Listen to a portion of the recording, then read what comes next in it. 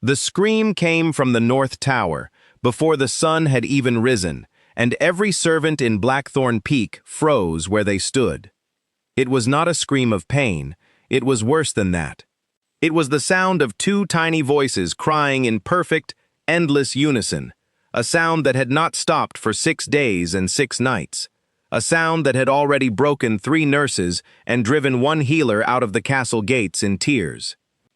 Alara stood at the bottom of the servant stairs with a basket of linens pressed against her chest, listening to the cries roll down through the stone walls like water finding every crack. She did not move.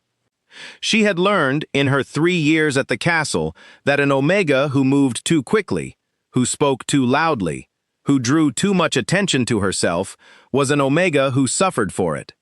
So she stood still and listened, and something inside her chest tightened painfully with every wail. "Don't just stand there," snapped Greta, the head of household, sweeping past her with a face like a storm cloud. "Get those linens to the east wing, before I find something worse for you to do." "Yes, Greta." Alara's voice was soft, barely above a whisper, the way it always was. She had a habit of making herself small, of folding her shoulders in and keeping her eyes low, because she had learned long ago that Omegas who did otherwise were reminded, sometimes cruelly, of their place. She hurried down the corridor, but she could not outrun the sound. The twin cries followed her through the stone hallways, bouncing off tapestries and suits of old armor, climbing the grand staircase where portraits of long-dead alphas stared down with painted disapproval. 6 days. The whole castle had counted them, the way one counts the days of a fever, waiting for it to break. King Draven's mate had died bringing those pups into the world. Alara had heard the story from a dozen different mouths, each version a little different, but the heart of it never changed. Queen Marigold had been strong, beautiful, beloved by the whole pack, and when her body gave out in childbirth, she took something from her mate that no one had been able to give back. The king had not smiled since. He had barely spoken. He moved through the castle like a ghost wearing a crown, and the 2 pups he had been left with, a boy and a girl, cried without ceasing, as though they too understood exactly what had been taken from them. Alara had seen the king only twice, both times from a distance, both times through a doorway she had no business standing near. He was tall, broad through the shoulders the way alphas of royal blood tended to be, with dark hair that fell messily across a face that might have been handsome once, before grief carved it hollow. She had felt his sorrow from across the room the way one feels heat from a fire, and she had looked away quickly, because staring at a grieving king was not something an Omega maid was permitted to do. By mid-morning, the whole staff was on edge. In the kitchens, the cooks whispered that the babies would cry themselves sick if something wasn't done. In the laundry, the washerwomen said the king had sent for 3 more healers from the southern territories, though none of them had arrived yet, and none of them, the older maids muttered, would fare any better than the last. "They say his beta advisor wants to bring in a witch," said Nora, a young maid barely older than Alara, as they folded sheets together in the linen room. "A real one, from the mountain villages. Says maybe there's a curse on them." "There's no curse," Alara said quietly. "They're just grieving. Babies feel things too, even before they have words for them." Nora gave her a strange look, the kind people often gave Alara when she said something that sounded like it came from someplace deeper than her station. "You sound like you know something about it." Alara only shrugged and kept folding, because she did know something about it, though she rarely spoke of her mother, who had died when Alara was only 7, and who had spent her last years humming softly to every crying, frightened creature that crossed her path, human or wolf or something in between. Her mother had called it a gift, though it had never made her rich or important. It had only ever made her kind, and Alara had inherited that kindness the way other children inherited land or titles, quietly, without ceremony, and without anyone ever telling her it was worth anything at all. By evening, the household had reached a kind of breaking point. Greta stormed into the servants' hall with her sleeves rolled up and her face pale with exhaustion, and announced that the nurse assigned to the royal nursery, a stout, capable woman named Bridget, had collapsed from lack of sleep and needed to be carried to her bed. "Someone has to sit with the pups tonight," Greta said, looking around the room at the tired faces staring back at her. "Every proper nurse in this castle has already tried and failed. I need a body in that nursery before the king returns from his council meeting, or so help me, I don't know what will happen." No one volunteered. The maids looked at their laps, at the floor, at anything but Greta's furious eyes. 6 days of crying had worn everyone thin, and nobody wanted to be the one who failed where 3 trained nurses already had. "Fine," Greta said, her voice sharp with frustration. Her eyes swept the room and landed, almost by accident, on Ilara, who was standing near the back, trying, as always, to be invisible. "You, the quiet one. What's your name again?" "Ilara," she said, feeling her stomach drop. "You've got nothing better to do tonight, do you? Go on then. Sit with the pups until Bridget wakes, or the king returns, whichever comes first. It's not as though you can do worse than what's already been tried." There was a ripple of quiet laughter from a few of the other maids. Not cruel exactly, but careless. The kind of laughter that came easily when someone low in the pecking order was handed a task nobody else wanted. Ilara felt her cheeks warm, but she did not argue. She had learned not to argue. She simply nodded and followed Greta up through the castle, past the grand staircase, past the portraits of old alphas, up toward the north tower where the crying grew louder with every step. The nursery door was heavy oak, carved with wolves running through a forest, and even through the thick wood Ilara could hear the twins wailing on the other side. Greta pushed the door open without ceremony, and the sound hit Ilara like a physical wave, raw and desperate and endless. The nursery itself was beautiful, or would have been, under different circumstances. Soft blue and gold curtains hung by the windows, a fire crackled low in the hearth, and 2 matching cradles sat side by side in the center of the room, carved from pale wood and lined with silk. But the beauty of the room could not soften the sound coming from inside those cradles, 2 small voices crying with a rawness that made Ilara's chest ache the moment she stepped through the door. "There they are," Greta said, already backing toward the exit, clearly eager to escape the noise. "Boys on the left, girls on the right. Feed them if they'll take it, though Bridget says they've hardly touched a drop all day. I'll send someone up to check on you before midnight." And then she was gone, and the door clicked shut, and Ilara was alone with 2 crying babies and a silence in her own chest that felt, strangely, like calm. She set her basket down by the door and walked slowly toward the cradles. The boy was red-faced and furious, his small fists clenched, his cries sharp and demanding. The girl beside him seemed almost past crying, her voice hoarse and broken, as though she had exhausted herself days ago and was only continuing out of some deep, wordless instinct that told her nothing else would work. Ilara did not reach for either of them right away. She had learned, from watching her mother, that frightened, grieving creatures did not want to be grabbed at. They wanted to be approached slowly, gently, the way one approached a wounded animal in the woods. So she knelt beside the cradles first, letting her presence settle into the room, and she began to hum. It was not a fancy tune. It had no words, not really, just a low, warm melody that her mother used to hum while braiding her hair, or kneading bread, or sitting beside her when she was sick with fever. It was the sound of safety, the sound of being held, and Ilara had hummed it to herself so many nights after her mother died that it had become as natural to her as breathing. The boy's cries hitched first, not stopped, not yet, but hitched, the way a storm sometimes pauses before it decides whether to keep raging or to pass. Ilara kept humming, softer now, and reached one hand gently into his cradle, letting her fingers rest against his small chest, not gripping, just present, just there. "I know," she murmured between notes of the melody. "I know it hurts. I know something's missing that shouldn't be missing. I know." The girl's hoarse cries began to slow as well, her small body trembling less with each passing moment.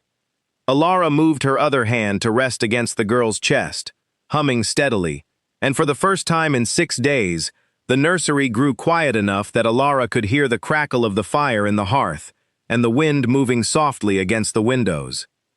She did not know how long she knelt there between the two cradles, humming, murmuring soft nonsense words, letting her hands rest against two small, trembling bodies that slowly began to still. It might have been minutes. It might have been an hour. Time seemed to fold in on itself in that quiet room, the way it sometimes did when grief and comfort met in the same space. When she finally looked up, both twins were asleep. Truly asleep, their small chests rising and falling in slow, even breaths, their tiny faces finally smooth and peaceful instead of twisted with distress. Alara stayed kneeling between them for a long moment, afraid that if she moved too quickly, the spell would break and the crying would begin again. But the silence held. The silence held and held and held until Alara realized with a strange, disbelieving warmth in her chest that the nursery had not been this quiet in 6 full days. She did not know that she was being watched.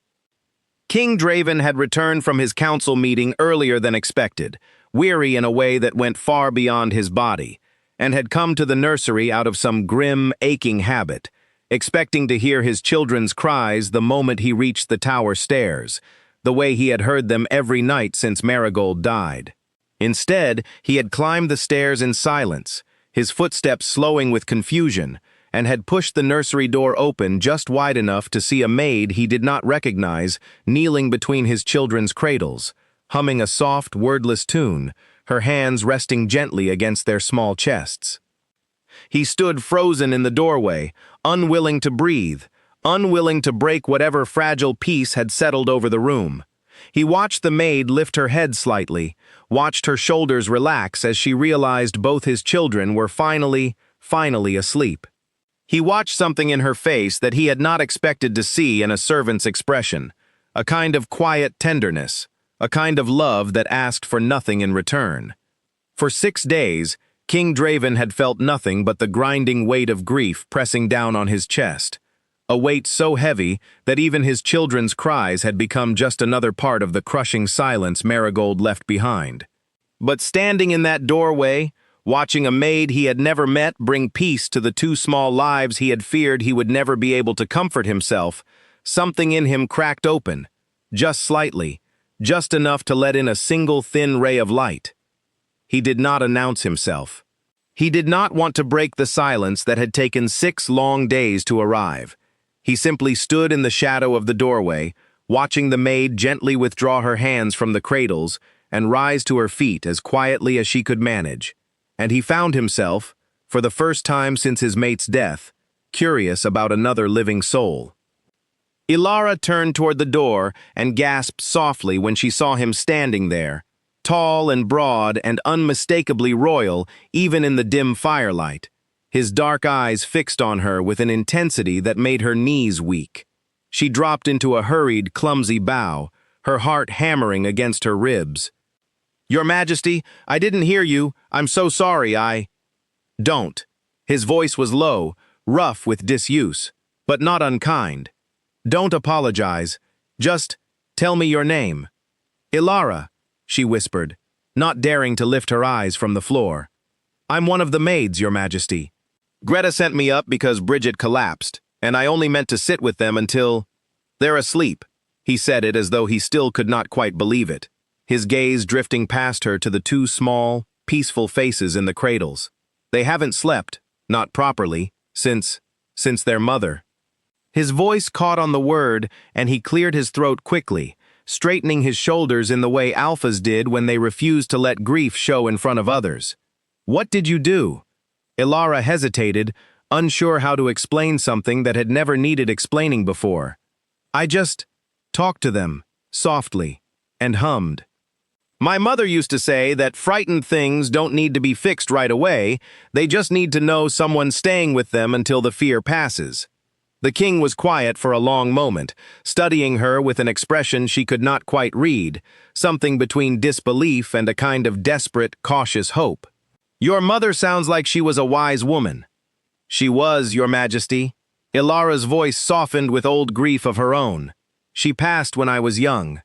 Something flickered across Draven's face then, some recognition of shared loss, though he said nothing more about it.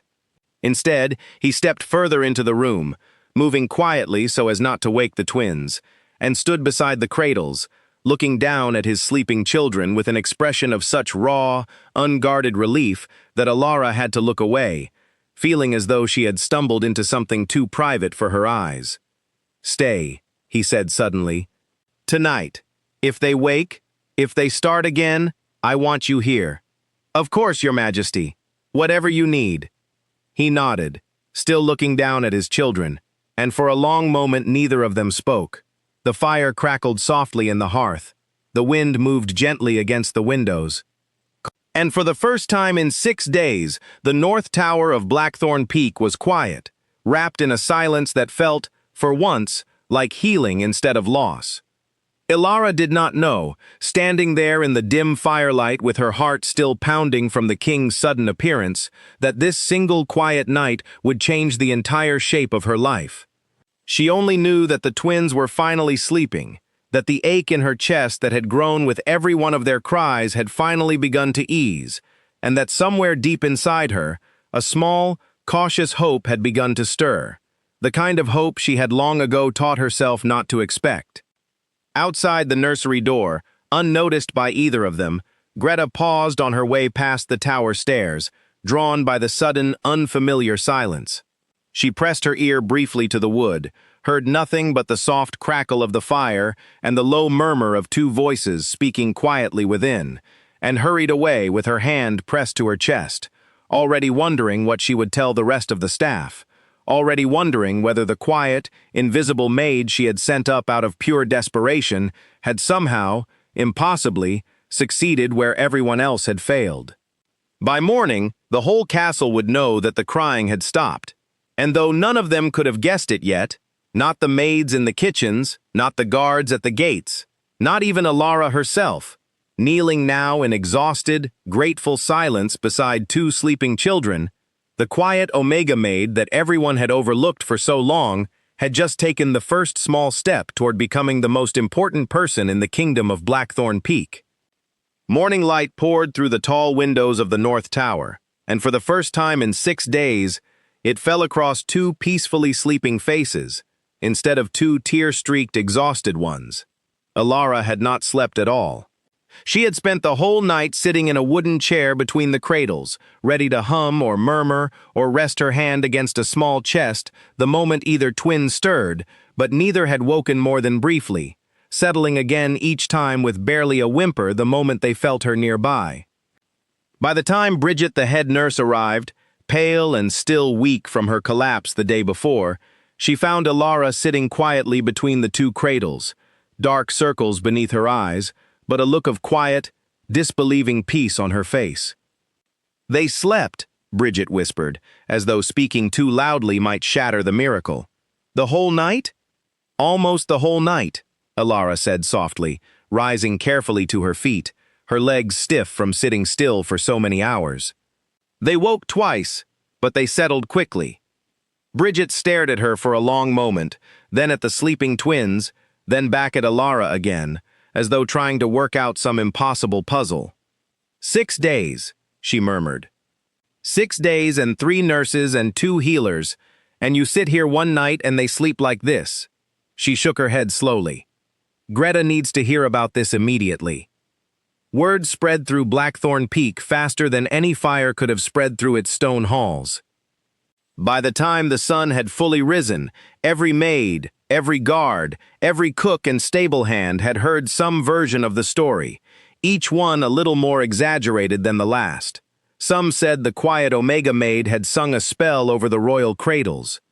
Others whispered that she must carry some rare and hidden gift, perhaps even a touch of old magic passed down through a forgotten bloodline. A few, the more practical among them, simply said that she had been patient and kind when everyone else had been exhausted and afraid, and that sometimes that was enough. Ilara herself wanted none of the attention. She tried, as she always did, to slip quietly back into her ordinary duties, folding linens, scrubbing floors, carrying trays through the servants' corridors, hoping the excitement would fade and everyone would forget the strange, wonderful night in the nursery. But Greta had other plans. "You're not going back to the laundry," Greta announced that same afternoon, finding Ilara in the linen room with a basket balanced on her hip. Bridget can't manage both twins alone, not after what her body's been through, and no other nurse in this castle has any luck with them. "You're being reassigned to the nursery, effective today." Ilara's stomach twisted with a mixture of fear and disbelief.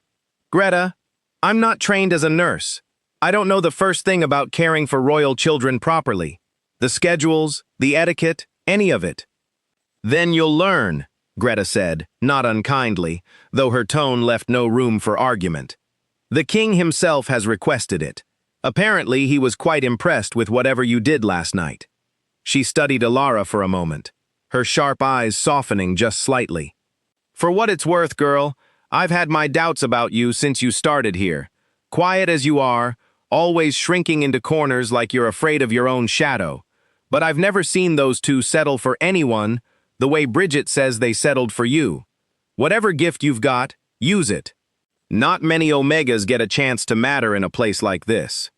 The words stayed with Ilara long after Greta had walked away, turning over and over in her mind as she gathered her few belongings from the servants' quarters and made her way back up to the North Tower. Not many Omegas get a chance to matter. She had spent so many years believing that mattering was not something meant for someone like her, an Omega with no family name, no pack connections, nothing to offer but quiet hands and a willingness to work hard and stay unseen. The idea that she might matter now, even in some small way, felt almost frightening in its unfamiliarity. The nursery looked different in daylight than it had in the dim firelight of the night before. Sunlight caught on the pale wood of the cradles, on the soft blue and gold curtains, on the small collection of carved wooden toys arranged neatly on a shelf that neither twin had shown any interest in during their long days of grief. Bridget was there when Ilara arrived, feeding the girl a small amount of warmed milk, while the boy watched from his cradle with wide, curious eyes. "He's been watching everything since he woke," Bridget said, glancing up with a tired but genuine smile. "First time in days he seemed interested in anything besides crying." Ilara moved carefully to the boy's cradle and knelt beside it, the way she had the night before, letting her presence settle slowly into his awareness rather than reaching for him too quickly. His small eyes, dark like his father's, followed her movements with an attention that seemed remarkable for an infant only days old. "Hello again," she murmured softly. "Did you sleep well, little one?" He made a small sound, not quite a cry, more like a curious babble, and reached one tiny fist toward her. Ilara offered her finger, and his hand closed around it with surprising strength, his grip warm and trusting in a way that made something in her chest ache with tenderness. "He likes you," Bridget observed, watching the exchange with an expression somewhere between relief and quiet wonder. "The girl too, from what I saw last night before I collapsed. What is it you do exactly? Some kind of scent thing, or—" "I don't really know how to explain it," Ilara admitted, still holding the boy's small fist gently. "My mother had it too. She used to say some people just carry a kind of calm in them, and frightened creatures, human or wolf, can sense it and lean toward it, the way plants lean toward sunlight." She looked down at the boy's small face, now watching her with the beginnings of what might have been the first genuine peace he had shown since his birth. "I think they just needed someone to stay steady for them. Everyone around them has been so afraid and so sad, and children feel that, even when they can't understand it yet." Bridget nodded slowly, absorbing this. "Well, whatever it is, the king wants you here permanently. He said as much to Greta this morning, apparently before most of the household was even awake. Word is he hasn't slept a full night since his mate passed, but he came down for breakfast today looking almost rested." Ilara felt heat rise in her cheeks at the mention of the king, remembering the way he had looked at her in the dim firelight the night before, tall and grief-worn and unexpectedly gentle when he spoke to her. She had been so certain in that moment that she had done something wrong by being found kneeling so intimately near the royal cradles. and yet he had asked her to stay, rather than sending her away. She did not have long to dwell on the memory. The girl, finished with her milk, began to fuss softly in Bridget's arms, and Alara turned her attention towards soothing her the same way she had the night before, murmuring soft words and humming low, wordless melodies until the small cries faded into contented silence. The days that followed settled into something Alara had never expected to have in her life, a purpose that felt entirely her own. She learned the rhythms of the nursery quickly, the times the twins liked to be fed, the particular way the boy preferred to be held, with his head resting against a shoulder rather than cradled in arms, the way the girl calmed fastest when she could hear a heartbeat close against her ear. Bridget, recovering slowly from her exhaustion, worked alongside her, teaching her the practical elements of infant care that Alara had never needed to learn before, while Alara, in turn, taught Bridget the quiet patience that seemed to work such wonders on the twins. Not everyone in the castle was pleased by the sudden change in Alara's fortunes. In the servants' hall, where gossip spread faster than any fire, some of the maids who had once barely noticed Alara now watched her with narrowed, resentful eyes. "She's been here 3 years and no one's looked at her twice," muttered a maid named Petra one evening, loud enough for Alara to hear as she passed through the hall on her way to fetch warm milk for the twins. "Now suddenly she's the king's favorite because she can hum a lullaby? Some of us have worked in this castle since we were children, and we've never once been asked to sit near the royal cradles." "Careful," warned an older maid nearby, though her tone carried more warning than sympathy. "Jealousy doesn't suit an Omega. Best remember your place before someone reminds you of it." Alara kept her eyes down and her steps quick, pretending she had not heard, though the words settled into her chest like small, sharp stones. She had spent 3 years trying to remain unnoticed, precisely because she understood, better than most, how quickly attention could turn to resentment among those who felt overlooked themselves. She did not want enemies. She did not want anyone's jealousy. She only wanted to do right by 2 grieving children who had, against all odds, found some measure of peace in her presence. But whispers, once started, rarely stayed contained, and it was not long before the whispers reached ears far more dangerous than those of resentful maids in the servants' hall. Lady Sable of the Eastern Territories had come to Blackthorn Peak nearly a month before the twins were born, ostensibly to offer condolences in advance to a grieving household and to strengthen the long-standing alliance between her family and King Draven's pack. In truth, and this was a truth she guarded as carefully as any treasure, she had come with far more personal ambitions. She had set her sights on becoming Draven's second mate, long before Marigold's death, certain that a king without an heir-bearing mate would eventually need someone of proper standing beside him, and she had positioned herself patiently, elegantly, waiting for her moment. Marigold's death had seemed, in the cold, calculating corner of Sable's mind that she rarely allowed anyone to see, like an opportunity rather than a tragedy. A grieving king with 2 infant pups and no mate to help raise them was, in Sable's careful assessment, a king who would eventually need exactly what she had to offer: strength, status, and the proper bloodline to secure his pack's future. She had been patient through the early weeks of mourning, offering quiet condolences, arranging to be present at council meetings, positioning herself as a steady, capable presence in a household drowning in grief. She had not expected a servant to complicate her plans.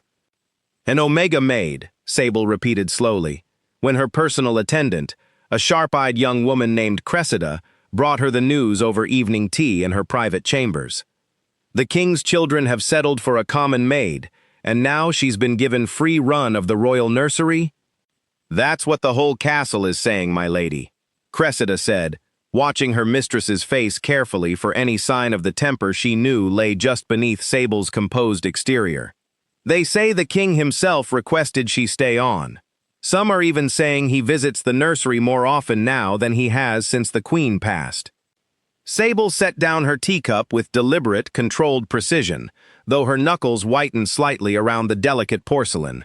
She had spent weeks cultivating an image of quiet strength and reliability in front of Draven's council, weeks positioning herself as the obvious, sensible choice to help guide a grieving king back toward stability. The last thing she needed was some low-ranking, unremarkable maid stumbling into the king's notice through sheer accident and threatening to undo all of her careful work. "Find out everything you can about her," Sable said finally, her voice smooth and unhurried, despite the sharp calculation working behind her eyes. "Her family, her history, anything that might prove useful. An Omega Maid with no name and no connections does not simply become important in a castle like this without someone eventually finding a reason to remind her exactly where she belongs." Cressida bowed and hurried away to begin her quiet inquiries, and Lady Sable remained alone in her chambers, staring into the flames of her hearth fire with an expression that had nothing gentle left in it at all. She had not traveled all this way, had not spent weeks perfecting every careful word and gesture in front of a grieving king, only to lose her position to some unremarkable servant girl with a talent for humming lullabies. Whatever this Elara was, whatever strange gift had allowed her to succeed where trained nurses had failed, Sable intended to find out, and she intended to use that knowledge, however necessary, to ensure the girl's brief moment of importance came to a swift and permanent end. Unaware of the quiet storm gathering against her in Lady Sable's chambers, Elara spent that evening exactly as she had spent every evening since the night the crying finally stopped, kneeling beside two cradles in the soft firelight of the North Tower nursery, humming a wordless melody her mother had taught her long ago, watching two small faces settle slowly into peaceful sleep. She did not know yet that her quiet, careful kindness had already made her an enemy among the highest ranks of the castle. She only knew that, for the first time in 3 long years, she had found something that felt, unmistakably, like belonging. Outside the nursery door, King Draven paused once again on his way past the tower stairs, drawn by the familiar, precious silence that had become, in just a few short days, the only peace he had left in a world that had taken almost everything else from him. He did not enter. He simply stood for a long moment, listening to the soft hum drifting through the heavy oak door, and felt, for the first time since Marigold's death, something in his chest that was not entirely made of grief. 2 weeks passed, and Blackthorn Peak began to feel like a different castle entirely. Where once the halls had echoed with the twins' endless crying, now there were quiet mornings and peaceful evenings, broken only by the occasional happy babble drifting down from the North Tower. The staff, who had spent 6 miserable days bracing themselves against the sound of grief made audible, found themselves adjusting to something they had almost forgotten was possible: calm. Elara had settled into her new role, with a quiet dedication that surprised even herself. She rose before dawn to check on the twins, spent her mornings feeding and bathing and playing with them, and often stayed well past sundown, humming softly by the fire until both children drifted into sleep. Bridget, fully recovered now, worked alongside her as an equal rather than a supervisor, and the two women had formed an easy, comfortable friendship built on shared long hours and shared devotion to the 2 small lives in their care. It was on a quiet afternoon, while Elara sat on the nursery floor helping the twins practice grasping at a soft wooden ring, that King Draven appeared in the doorway without announcement, as he had begun to do more and more often in recent days. "Your Majesty." Elara moved to rise and bow properly, but he waved a hand, motioning for her to stay where she was. "Please, don't get up on my account. You look far too comfortable down there to interrupt for royal formality." There was the faintest suggestion of warmth in his voice, something Elara had noticed growing slowly over their brief encounters, like a fire being coaxed back to life after being nearly smothered. She settled back down carefully, watching him with cautious eyes as he crossed the room and lowered himself, somewhat awkwardly for a man of his size and status, onto the floor beside her. The boy, whom Elara had taken to calling by the pet name Finn, though his true name was Rowan, immediately abandoned his wooden ring in favor of grabbing at his father's sleeve with delighted enthusiasm. "He's gotten strong," Draven observed, watching his son's small fist close tightly around the fabric. "Stronger than I expected, for how difficult his first days were." "Children are resilient," Alara said softly. "More than we often give them credit for. He and his sister both. They've settled so much these past 2 weeks. I think they just needed time, and patience, and someone willing to stay steady through the hard parts." Draven was quiet for a moment, watching his son continue to tug at his sleeve, while his daughter, whom the staff had begun calling Wren, though her formal name was Hazel, reached curiously toward Alara's hand. "You've given them more than just patience," he said finally, his voice carrying an unmistakable weight of gratitude. "You've given them a version of peace I didn't know how to give them myself. I want you to know that I see it, and I don't take it for granted." Alara felt heat rise in her cheeks and looked down at Wren's small hand, now wrapped around her finger with the same trusting grip her brother had shown days before. "It's an honor to care for them, Your Majesty, truly." "Draven," he said suddenly, surprising her enough that she looked up sharply. "When it's just the 4 of us like this, you don't need to call me Your Majesty. It feels strange, hearing such formality from someone who's given my children more comfort than half the castle combined." "I couldn't possibly," she began, but he shook his head, a faint, tired smile touching the corner of his mouth for what might have been the first time in weeks. "You could. I'd like you to." He looked back down at his children, his expression softening in a way that made him seem, for just a moment, less like a king carrying the weight of an entire pack, and more like simply a father, grateful and exhausted, and slowly finding his footing again. Marigold used to say that titles matter far less than most people believe. She said the people who truly deserve respect are the ones who earn it through their actions, not the ones who demand it through their birth. The mention of his late mate's name hung softly in the air between them, and Alara watched him carefully, unsure whether the topic was one she was permitted to acknowledge.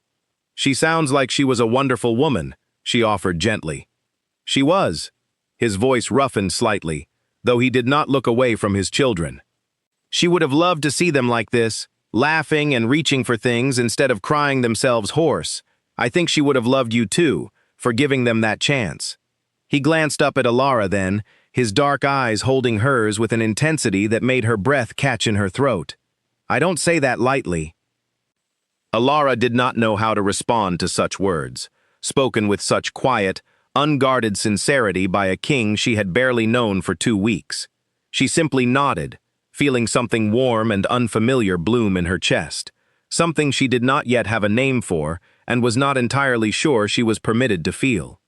They sat together in comfortable silence for a while longer, watching the twins explore their small collection of toys, until a soft knock at the door announced the arrival of one of Draven's council members, a beta named Edmund with a perpetually harried expression, come to remind the king of an evening meeting he had apparently forgotten entirely. "Duty calls," Draven said, rising reluctantly to his feet and brushing off his clothes. He paused before leaving, looking back at Alara with an expression she could not quite decipher. "Thank you, Alara, for all of it." "Of course, Your Ma." She caught herself at his raised eyebrow. "Draven." His smile, brief as it was, seemed to light something behind his tired eyes, and then he was gone, following Edmund down the corridor toward whatever pressing matter of state awaited him, leaving Alara alone with the twins, and a strange, fluttering warmth in her chest that she could not quite explain away. She did not know that their quiet exchange had been observed. Cressida had been passing the nursery on an entirely unrelated errand when she caught sight of the king seated on the floor beside the maid, so casually, so intimately, laughing softly at something his children had done. She had lingered just long enough near the doorway to catch the tail end of their conversation, the king's request that Alara call him by his given name, the warmth in his voice as he spoke of his late mate approving of her. It was more than enough information to carry straight back to Lady Sable's chambers. "He's asked her to call him by his name," Cressida reported that evening, watching her mistress's face carefully as she delivered the news. "And he spoke to her about the late queen, my lady, quite openly.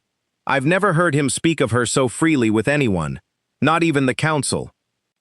Lady Sable's expression remained carefully composed, though the fingers curled around the stem of her wineglass tightened almost imperceptibly. And what have you learned of her background? Her family? Her history? Not much, my lady, I'm afraid. She's an orphan, it seems. Her mother died when she was young. No father listed in the castle records. No pack affiliation beyond her employment here.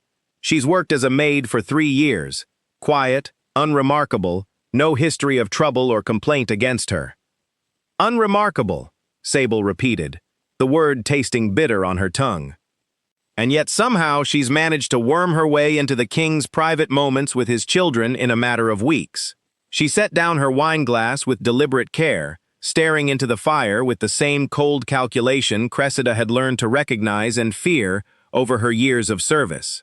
An orphan with no family, no connections, no one to speak for her or protect her interests should something unfortunate happen to her position here. She turned to Cressida with a thin, humorless smile. That makes her vulnerable, Cressida. Vulnerable people are so much easier to remove than people with power behind them. What would you have me do, my lady? Sable considered the question for a long moment, her sharp mind already working through possibilities with the same careful precision she applied to every challenge that threatened her ambitions. Nothing drastic, not yet. We'll need patience for this. The king is grieving, and grief makes people cling to whatever comfort they can find, even comfort as unsuitable as a common maid. If I move against her too quickly, too obviously, it will only make him more protective of her. She tapped one finger thoughtfully against the arm of her chair. No, we'll let her stay for now. Let her grow comfortable, let her believe her position is secure. And in the meantime, we'll begin planting the seeds of doubt among the staff, among the council, anywhere it might take root. An Omega with no family and no power has no one to defend her reputation but herself. And reputations, Cressida, are so very easy to damage when there's no one standing guard over them. Cressida bowed and withdrew to begin her quiet work, leaving Lady Sable alone once more with her thoughts and her ambitions, and the cold, patient certainty that whatever brief, warm moment the king had shared with his children's caretaker that afternoon, it would not be allowed to grow into anything more permanent. She had not spent weeks cultivating her position at Blackthorn Peak, only to watch it slip away because a grieving king had grown fond of a servant girl's gentle hands and soft humming. Meanwhile, entirely unaware of the quiet danger gathering against her, Ilara spent the following days settling deeper into a rhythm of life that felt, for the first time since her mother's death, like something worth holding on to. The twins grew stronger and happier with each passing day, their small personalities beginning to emerge in ways that delighted everyone who spent time in the nursery. Rowan, it turned out, had inherited his father's stubborn determination, refusing to give up on grasping objects just slightly beyond his reach, until his small fingers finally closed around them in triumph. Hazel, by contrast, showed an early fascination with sounds, watching Ilara's mouth intently whenever she hummed or sang, as though trying to memorize the shapes the melodies made. Draven's visits to the nursery grew more frequent, no longer confined to the late evening hours when he came to check on his children before retiring.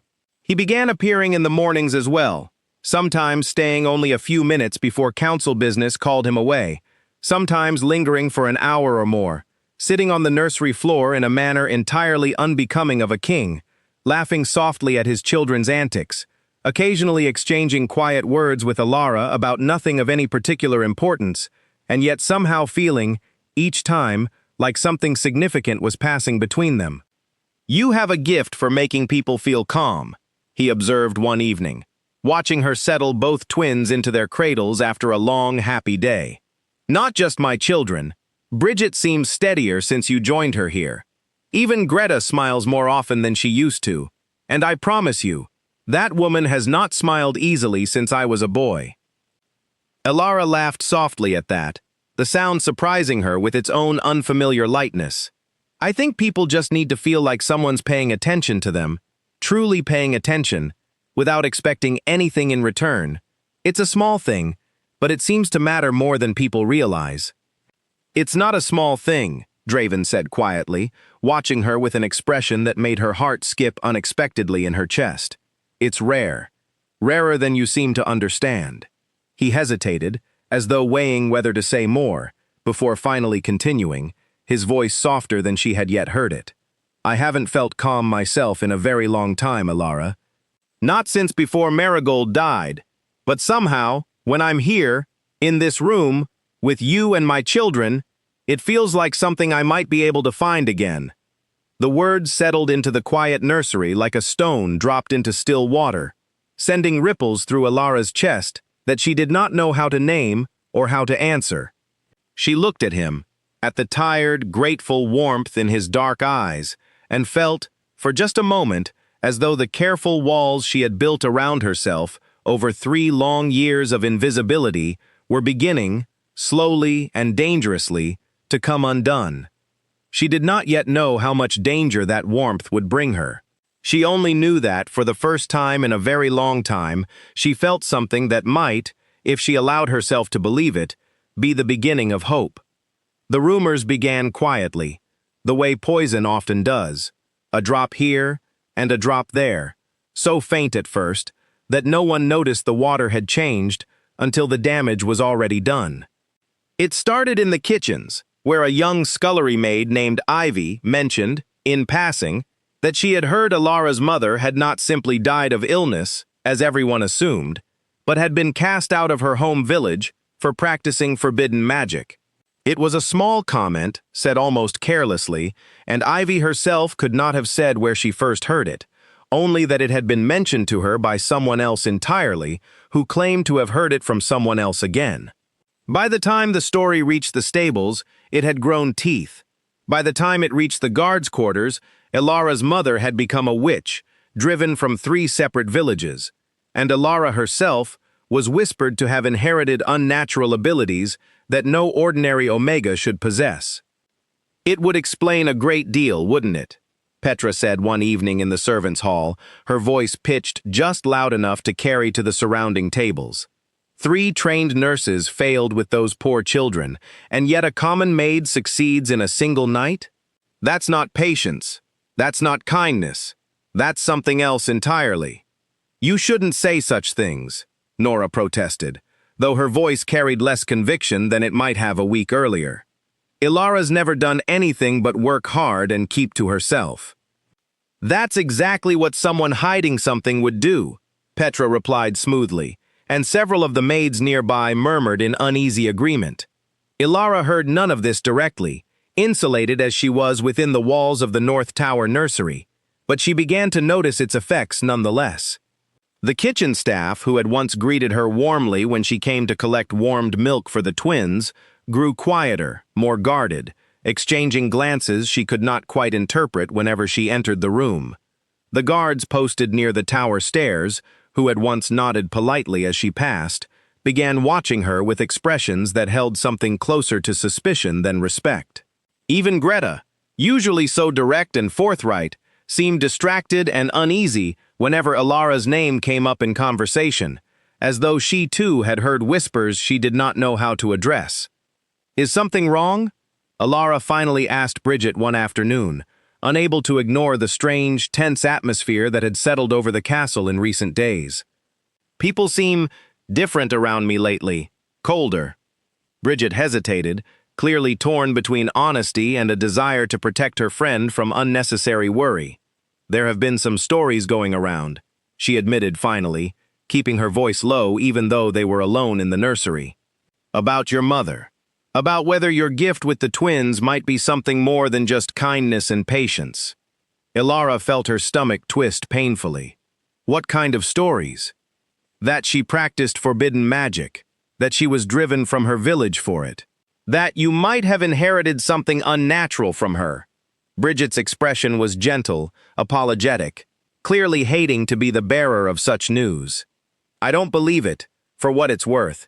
Anyone who's watched you with these children knows there's nothing unnatural about the way you care for them. But some of the staff, they're frightened, and frightened people believe frightening stories more easily than they believe simple, ordinary truths. Ilara sank slowly onto the small wooden bench near the window, feeling as though the ground beneath her had shifted without warning. Her mother had never practiced any forbidden magic. She had been a kind, gentle woman, with an unusual talent for calming frightened creatures, nothing more sinister than that. And she had died of a simple fever when Alara was 7 years old, not driven from any village, not cast out by anyone. The story being spread through the castle was not merely unflattering. It was cruel and entirely untrue, and Alara had no way of knowing where it had begun or how to stop it from spreading further. "I don't understand where such a story would even come from," she said quietly, more to herself than to Bridget. "I've never told anyone the details of my mother's death, not even you, not until just now." Bridget's expression turned thoughtful, a flicker of unease crossing her features. "That is strange, isn't it? Rumors usually grow from some small kernel of truth, twisted and exaggerated until it's unrecognizable. But if you've never spoken of it, and I've never spoken of it, then someone had to invent this entirely from nothing." She met Alara's eyes with sudden, sharp concern. "Someone who wanted a reason for people to distrust you." The thought settled uneasily between them, neither one quite willing to voice the question that followed naturally from it. Who, among the castle's staff, would have reason to want Alara distrusted, and why? Alara did not have to wonder long. That very evening, as she made her way through the servants' corridor toward the kitchens to fetch the twins' evening meal, she found her path deliberately blocked by Cressida, Lady Sable's sharp-eyed attendant, who had never once spoken to her directly in all the weeks since Alara had taken over care of the royal twins. "You're the maid caring for the king's children," Cressida said, her tone pleasant enough on the surface, though something calculating lurked beneath it. "I've heard such interesting things about you." "Have you?" Alara replied carefully, unsure of the woman's intentions, but wary all the same. "My mistress, Lady Sable, has taken quite an interest in your circumstances. It must be difficult, being an orphan with no family to speak for you, no one to protect your reputation should unkind stories begin circulating." Cressida's smile did not reach her eyes. "She wanted me to extend her sympathies. Rumors can be so very damaging to someone in your position, someone with no power to defend herself against them." Alara felt a cold chill settle over her, understanding, suddenly and completely, exactly where the rumors about her mother had originated. "Please tell your mistress I appreciate her concern," she said, keeping her voice as steady and neutral as she could manage, despite the fear coiling tight in her chest. "Though I have nothing to hide, and no reason to fear stories that aren't true." "Of course not," Cressida said smoothly, though her eyes glittered with something that looked almost like satisfaction. "Truth rarely matters as much as people believe it should, though does it? It's perception that shapes how people are treated, and perceptions, once formed, can be so very difficult to change." She inclined her head in a gesture that might have passed for politeness in a different context. "A pleasant evening to you." She swept past before Alara could formulate any response, leaving Alara standing alone in the dim corridor, her heart pounding with a mixture of fear and furious understanding. Lady Sable, whoever she was, had deliberately manufactured cruel lies about her dead mother in order to damage her reputation among the staff. And judging by the cold satisfaction in Cressida's expression, this was likely only the beginning of whatever campaign the noblewoman had planned against her. Alara did not sleep well that night, lying awake in her small servants' quarters, turning the confrontation over and over in her mind, trying to understand what threat she could possibly pose to a noblewoman of Lady Sable's standing. It was not until the following morning, overhearing two guards discussing Lady Sable's long-standing ambitions toward the king, that the pieces finally clicked into place, and Alara understood, with a sinking feeling of dread, exactly what she had unknowingly stumbled into. She was not merely a maid who had grown fond of two motherless children. In the eyes of Lady Sable, she had become a rival, an obstacle standing between the noblewoman and a position she had spent months, perhaps longer, carefully working to secure. And rivals, Alara understood with grim clarity, were rarely dealt with gently by those determined enough to remove them. Over the following days, the rumors continued to spread and multiply, growing more elaborate with each retelling. Some claimed Alara had used dark charms to bind the twins to her, ensuring the king would never be able to remove her from her position. Others whispered that she had somehow orchestrated Queen Marigold's death itself, though this particular story was so obviously absurd that even the most gullible among the staff dismissed it outright. Still, the cumulative effect of so many whispered accusations began to take its toll, and Alara found herself increasingly isolated within a castle that had, only weeks before, begun to feel like something close to home. Nora remained loyal, quietly seeking Alara out during rare free moments to offer what small comfort she could, but even her friendship seemed strained under the weight of so much suspicion from the rest of the staff. Bridget, too, stood firmly by Alara's side, defending her whenever the rumors were spoken within earshot, though even her steady support could not entirely shield Alara from the growing coldness that seemed to follow her through every corridor of the castle. The one place where Alara still felt entirely safe was the nursery itself, where the twins remained blissfully unaware of the storm gathering beyond their tower walls, reaching for her with the same trusting delight they had shown from the very first night, utterly indifferent to whatever cruel stories the rest of the castle chose to believe about her. And it was in the nursery, on a quiet afternoon nearly a week after her unsettling encounter with Cressida, that Draven finally noticed the change in her demeanor. "You seem troubled," he observed, watching her more carefully than usual as she settled Hazel into her cradle for an afternoon nap. "You've been quieter than usual these past few days. Is everything all right?" Alara hesitated, unsure how much to reveal.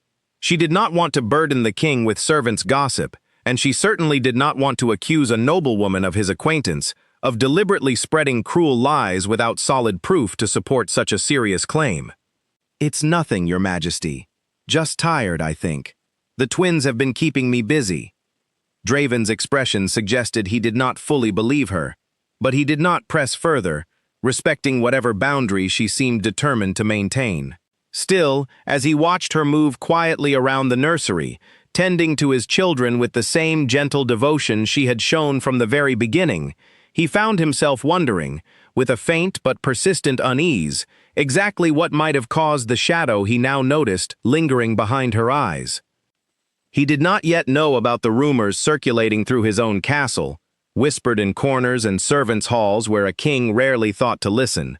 He did not yet know about Lady Sable's carefully orchestrated campaign, patient and calculated, designed to strip away Alara's reputation piece by piece, until removing her from the nursery would seem not merely reasonable, but necessary.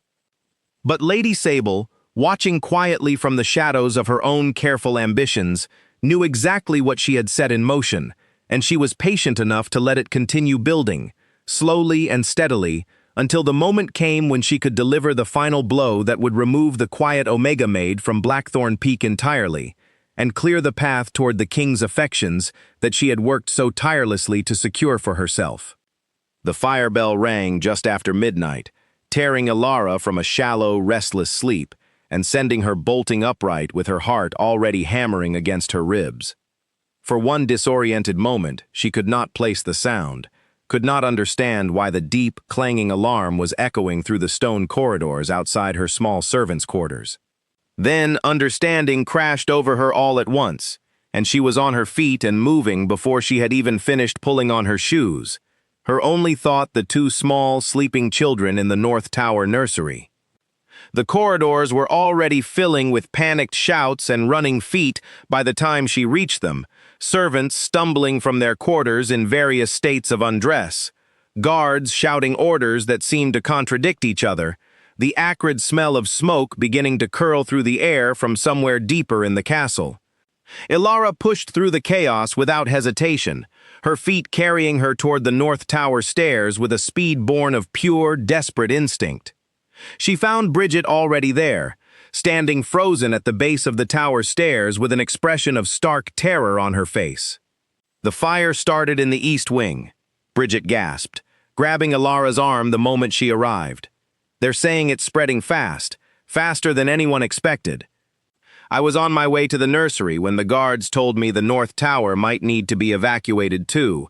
The stairwell shares a wall with—" She did not need to finish the sentence.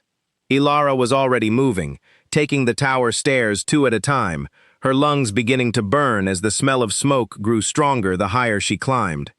By the time she reached the nursery door, she could hear the twins crying, not the peaceful, settling cries she had grown accustomed to soothing, but sharp, frightened wails that told her, with a spike of pure terror, that they had woken to smoke and chaos and no one there to comfort them. She threw the nursery door open and found the room hazy with drifting smoke, thin tendrils curling in through the gaps around the window frames from somewhere below. Both cradles held wailing, terrified infants, their small faces flushed with fear, and Ilara did not hesitate for even a moment before scooping first Rowan and then Hazel into her arms, holding them both against her chest as she assessed the room with rapidly narrowing options. The smoke was growing thicker even as she stood there, and she could hear, faintly, the crackle of flames somewhere below, closer than she wanted to believe. The main stairwell, the one she had just climbed, would soon become impassable if the fire continued spreading at the rate the smoke suggested. She needed another way down, and she needed it quickly. She remembered, with a flash of desperate clarity, a narrow servants' passage Bridget had once mentioned in passing, a rarely used stairway built into the thickness of the tower wall itself, meant originally for quick access between the nursery and the kitchens below without disturbing the main household corridors. She had never used it herself, had only glimpsed its narrow entrance once, hidden behind a tapestry near the back of the nursery. But it was, she realized with grim determination, her only viable option. Holding both twins carefully against her chest with one arm, she used her free hand to shove the heavy tapestry aside, revealing the narrow wooden door Bridget had described. It was stiff with disuse, but it gave way after a hard shove, revealing a dark, cramped stairway spiraling down into shadow. Smoke was already beginning to seep in from below, but it was thinner here than in the main stairwell, and Ilara made her decision in an instant, tightening her hold on the twins and beginning her descent into the darkness. The stairway was narrow and treacherous, barely wide enough for her shoulders, and she had to move carefully in the near-total darkness. One hand braced against the rough stone wall, while the other held both crying infants pressed securely against her chest. Rowan's cries had turned to frightened hiccups, his small fists gripping desperately at the fabric of her nightdress, while Hazel had gone eerily quiet, her small body trembling against Ilara's shoulder in a way that frightened Ilara more than any amount of crying could have. "I've got you," she murmured between labored breaths, forcing her voice to stay steady despite the terror clawing at her own chest. "I've got you both, I promise. Just a little further, and we'll be safe." The smoke grew thicker as she descended, stinging her eyes and burning in her throat, and twice she had to pause, pressing her sleeve over her mouth and the twins' faces to filter what clean air remained, before forcing herself onward. Her legs trembled with exhaustion and fear, her arms ached from the effort of holding two small, precious lives securely against her chest, while navigating a treacherous, unfamiliar stairway in near-total darkness. But she did not slow, did not hesitate, driven by a fierce, desperate determination that came from somewhere far deeper than mere duty. She lost count of how many steps she descended before she finally saw a thin line of light beneath what she hoped was a door at the bottom of the stairway. She pushed against it with her shoulder, nearly sobbing with relief when it gave way, revealing the castle kitchens, mercifully clear of smoke, though distant shouts and the acrid smell of burning still carried faintly through the air. "Ilara." She turned toward the sound of her name to find Draven himself bursting through the kitchen's main entrance, his face pale with a terror she had never seen on him before, his eyes immediately finding the two children clutched against her chest. He crossed the room in 3 long strides and gathered all 3 of them into his arms at once, his whole body trembling with the force of relief crashing through him. "I couldn't find you," he said, his voice rough and broken in a way that made Alara's throat tighten with emotion.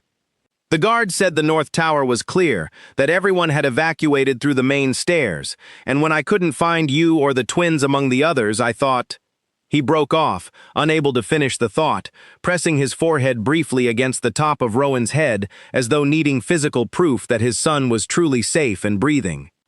"There's a servant's passage," Alara managed, her voice hoarse from smoke and exhaustion. "Behind the tapestry. I didn't think the main stairs would hold long enough. The smoke was already so thick." "You saved them." Draven's voice broke completely on the words, and for a moment he simply stood there, holding all three of them close, his broad shoulders shaking with the aftermath of terror and overwhelming gratitude. "You saved my children." Around them, the kitchen had begun to fill with guards and staff, drawn by the commotion, and somewhere beyond the castle walls, Alara could hear shouts indicating the fire itself was finally being brought under control, contained, according to the fragments of conversation reaching her ears, to a single storage room in the east wing before it could spread further.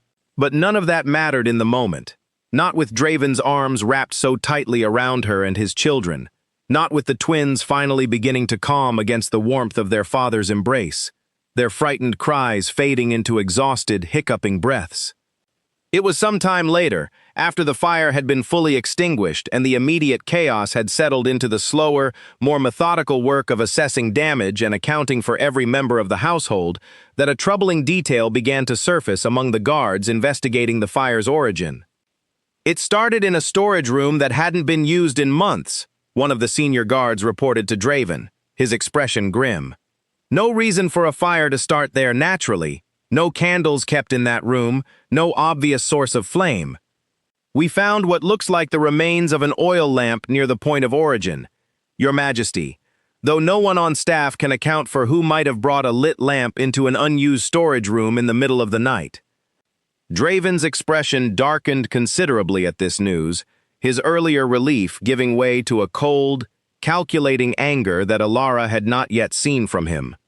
"You're suggesting this fire was deliberately set?" "I'm suggesting it's possible, Your Majesty. We'll need to investigate further before we can say anything with certainty." Alara, standing nearby with Hazel still cradled protectively against her shoulder, felt a chill settle over her that had nothing to do with the lingering smoke in the air.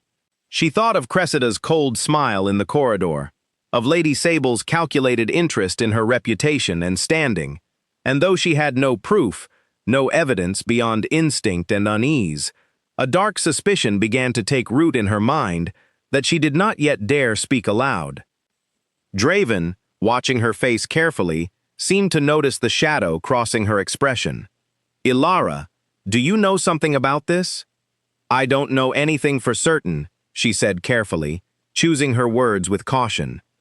"But there have been rumors circulating recently. Cruel stories about my mother, about my supposed reasons for being able to calm the twins. I've been told they may have originated with Lady Sable, or at least with someone in her household." She hesitated, unwilling to make an accusation she could not fully support. "I don't know if the fire is connected. It may well have been an accident, exactly as it seems. But I thought you should know, given everything else that's happened." Draven's expression turned thunderous, his jaw tightening with barely restrained fury. "Lady Sable has been spreading rumors about you." "I believe so, yes. Her attendant made it fairly clear that she had taken an interest in my circumstances, and shortly afterward, stories began circulating about my mother that simply aren't true." For a long moment, Draven said nothing, his dark eyes fixed on some middle distance as he processed this information, alongside the still smoldering evidence of what could have been a deliberately set fire in his own castle, mere floors below the room where his children slept. When he finally spoke, his voice carried a hard, cold edge that Alara had never heard from him before, an edge that reminded her, suddenly and forcefully, exactly how much power and authority rested behind his usually gentle demeanor. "I will look into this personally," he said. "Every part of it. And if I find any evidence connecting Lady Sable to either the rumors or this fire, she will regret ever setting foot in my territory." His gaze softened slightly as it returned to Alara, taking in the exhaustion and lingering fear still evident on her smoke-smudged face. But for tonight, you and the twins need rest, and I intend to see that you get it, under guard, in chambers, closer to my own where I can be certain of your safety. Ilara wanted to protest, wanted to insist that such special treatment was unnecessary, but the bone-deep exhaustion of the night's terror left her with little energy for argument. She simply nodded, allowing Draven to guide her and the children toward safer, more closely guarded chambers, grateful beyond words that all three of them had survived a night that could so easily have ended in tragedy. She did not yet know whether her suspicions about Lady Sable's involvement would prove correct. But as she settled the twins into a temporary cradle near her own borrowed bed, watching their small chests rise and fall in peaceful, exhausted sleep, she understood, with grim and unshakable clarity, that whatever quiet campaign had been launched against her, it had just escalated into something far more dangerous than mere rumors and cold looks in castle corridors. Someone had been willing to risk children's lives to see her removed from Blackthorn Peak, and Alara intended to make certain that person was found and stopped before they had the chance to try again. The investigation into the fire consumed the castle for days afterward, guards questioning every member of staff, from the highest-ranking beta advisors down to the youngest kitchen boy, searching for anyone who might have seen something unusual in the hours before the flames were discovered. Lady Sable, when questioned, expressed nothing but shocked concern for the safety of the royal household, offering her sympathies with such convincing sincerity that even Edmund, the king's own council advisor, remarked afterward that her distress had seemed entirely genuine. "She's very good," Draven said grimly to Alara later that evening, once the twins had been settled for the night in their temporary chambers near his own. "I've known her for years, watched her navigate court politics with considerable skill, but I never truly appreciated just how convincing she could be, until I watched her lie to my face without a single crack in her composure." "You believe she's responsible, then?" It was not quite a question. "I believe it's very likely, yes, though proving it will be another matter entirely." He rubbed a hand tiredly across his face, the strain of the past several days evident in the deepening shadows beneath his eyes. "Cressida, her attendant, has been seen speaking with several members of staff in the days before the rumors about your mother began circulating. And a stable hand mentioned, almost in passing, that he'd seen someone matching Cressida's description near the East Wing storage room the evening before the fire, though he admits he can't be entirely certain in the dim light." He shook his head with obvious frustration. "It's all circumstantial, enough to raise my suspicions considerably, but nothing that would hold up as proof before my council, several of whom, I might add, have long-standing alliances with Lady Sable's family." Ilara absorbed this information quietly, watching Draven pace the length of the small sitting room they had commandeered for the evening, while Bridget kept watch over the sleeping twins in the adjoining chamber. "What happens now?" "Now I watch her more carefully than I have been," Draven said, his voice hardening with resolve. "And I make certain you and my children are never left vulnerable again.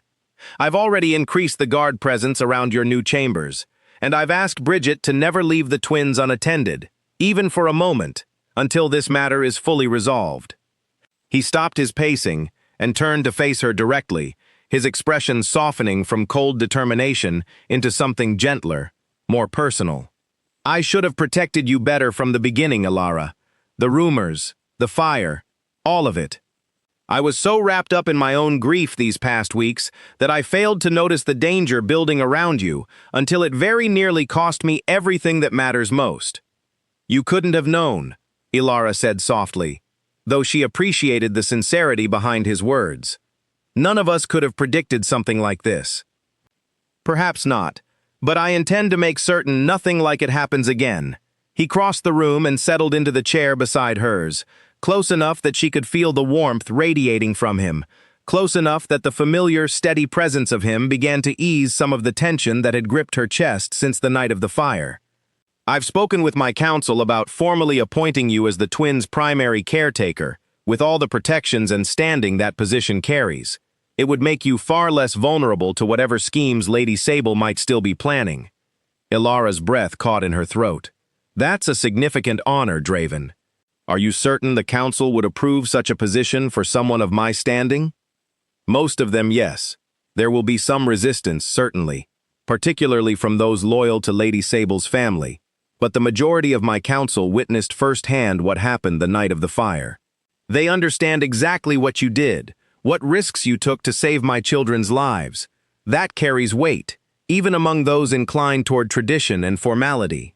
He reached over, hesitating only briefly before taking her hand in his thumb brushing gently across her knuckles in a gesture that felt far more intimate than either of them had yet allowed themselves. I want you protected, Ilara, not just for the twins' sake, though that matters enormously to me. I want you protected because the thought of losing you, in that fire or through whatever schemes Lady Sable might still be planning, terrifies me in a way I haven't felt since Marigold died. The admission hung in the air between them, raw and unguarded in a way that made Ilara's heart pound painfully against her ribs. She looked down at their joined hands, at the warmth of his fingers wrapped around hers, and felt the careful walls she had built around herself over 3 long years begin to crumble entirely. I care for you too, she admitted quietly, the words feeling both terrifying and freeing as she spoke them aloud for the first time. More than I probably should, given everything, given who you are and who I am, and how impossible any of this seems. Nothing about this feels impossible to me, Draven said, his voice low and steady despite the vulnerability evident in his expression. Difficult, perhaps. Complicated, certainly, given the politics involved and whatever obstacles Lady Sable might still try to place in our path. But not impossible. Not something I'm willing to give up simply because it might prove challenging. They sat together in comfortable silence for a long moment, the weight of unspoken feelings settling between them like something tangible and precious, until a soft cry from the adjoining chamber drew both their attention back to more immediate concerns. Draven rose first, offering Ilara his hand to help her from her chair, and together they moved to check on the twins, finding Hazel merely fussing in her sleep rather than truly distressed, easily settled again with a few soft murmured words and gentle patting from Bridget, who had clearly been watching over both children with fierce, protective attention since the night of the fire. Over the following days, the council formally debated the question of Ilara's appointment, a process that proved every bit as contentious as Draven had predicted. Several senior council members, longtime allies of Lady Sable's family, argued vehemently against elevating an Omega maid with no family connections to such a significant position within the royal household, citing tradition and precedent and the potential complications such an appointment might create. With respect, Your Majesty, argued Lord Bertram, an elderly beta who had served on the council since before Draven's own birth, elevating a servant to such a position, regardless of her admirable actions during the fire, sets a troubling precedent. What message does it send to the rest of your household that any maid might rise to such significance through nothing more than fortunate circumstance? The message it sends, Draven replied evenly, though Ilara, watching from a respectful distance near the council chamber's entrance where she had been summoned to answer questions about her role, could hear the controlled anger simmering beneath his measured tone, is that competence and devotion matter more in this household than birth or family name. Ilara has cared for my children with more skill and genuine affection than any of the trained nurses we brought in before her. She risked her own life to save them from a fire that, evidence suggests, may not have started by accident. I fail to see how rewarding such devotion and courage sets a troubling precedent, Lord Bertram.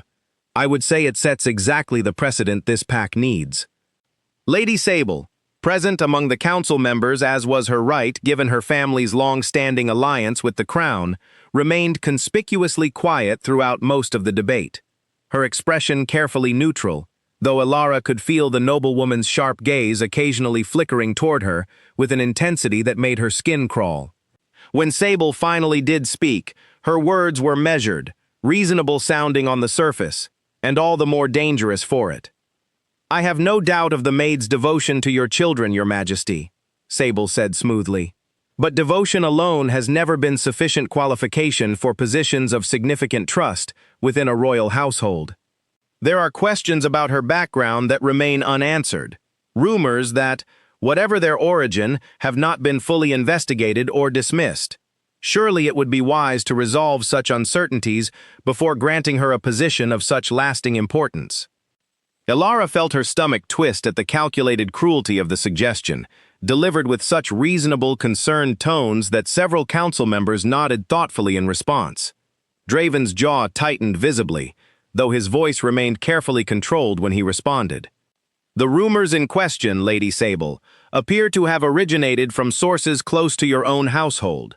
I would think you, of all people, might have some insight into resolving such uncertainties, given how closely they seem tied to your attendant's recent conversations among my staff. A flicker of something sharp and dangerous crossed Sable's expression before she smoothed it away, her composure returning so quickly that Ilara might have doubted what she'd seen if she hadn't been watching so carefully. I'm afraid I have no knowledge of any such conversations, Your Majesty. Servants gossip, as they always have. I could hardly be held responsible for every rumor that happens to circulate through your household during my visit. The exchange left the council chamber tense and uncertain, and though Draven ultimately secured enough votes to formally appoint Ilara as the twins' primary caretaker, complete with the protections and standing such a position carried, the victory felt hollow given the barely concealed hostility that had colored the entire proceeding. Ilara understood, watching Lady Sable's carefully composed face as the council session ended, that the noblewoman had merely been delayed, not defeated, and that whatever plans she still harbored would only grow more careful, more calculated, in response to this small setback. That evening, as Ilara settled the twins for the night in their now permanent chambers, formerly hers to oversee with all the authority and protection her new position carried, Draven found her once more, lingering in the doorway with an expression of quiet, hard-won relief. "You handled today well," he said, crossing the room to stand beside her as she watched the twins drift toward sleep. "Better than I did, honestly. I nearly lost my temper entirely when Sable made that comment about unresolved questions." "I could feel how angry you were," Ilara admitted, glancing up at him with a small, grateful smile. "Thank you for defending me, especially in front of the whole council." "I'll always defend you," Draven said simply, and the quiet certainty in his voice sent a warm shiver down Ilara's spine.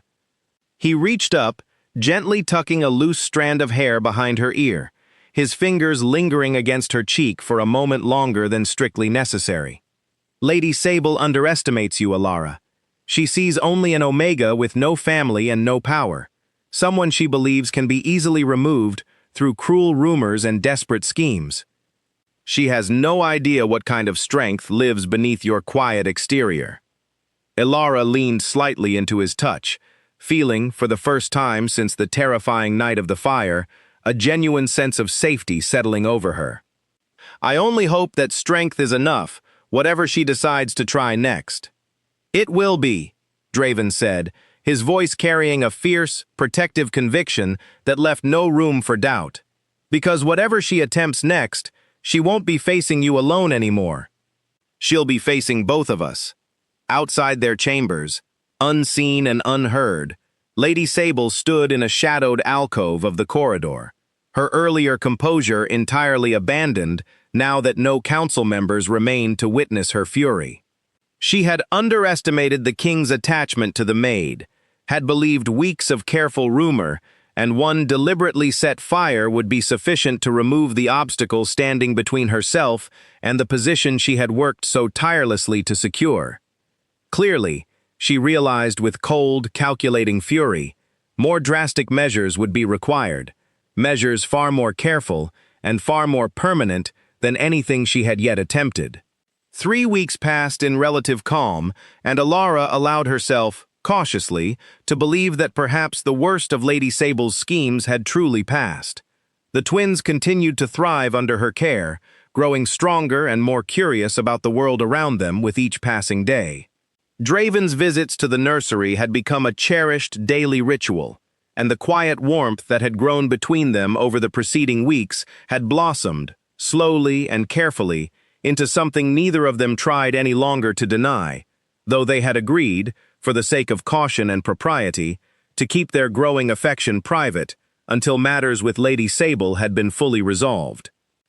Lady Sable herself had grown noticeably quieter following the council's decision, spending less time in the main castle and more time, according to the whispers that still occasionally reached Alara's ears, in private correspondence with her family's territory in the east. Some among the staff speculated she had finally accepted defeat and begun preparing to return home.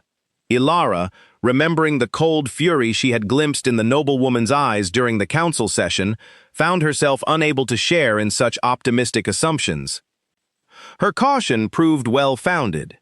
It began with a missing bracelet, a delicate piece of jewelry that had belonged to the late Queen Marigold, kept in a locked case within the twins' nursery as a keepsake meant for Hazel when she came of age. Alara discovered it missing during her regular morning inventory of the nursery's valuables, a task she performed diligently given her formal responsibility for the children's welfare and belongings. She reported the loss immediately to Greta, expecting a straightforward investigation into how the locked case might have been breached. Instead, within hours, whispers began circulating through the castle, suggesting that Alara herself had taken the bracelet, selling it, some claimed, to fund secret plans of her own, or perhaps, others whispered with malicious glee, simply as proof that her devotion to the royal family had always been calculated rather than genuine. "This is absurd," Bridget insisted furiously when the accusations reached the nursery that same afternoon. "Alara would never steal anything, let alone something so precious to the children she's cared for so devotedly. Who would even suggest such a thing?" "I don't know," Alara said, though a cold, sick feeling had already begun settling in her stomach, a suspicion she did not want to voice, but could not quite silence either. "But I think we both know who benefits most from such an accusation."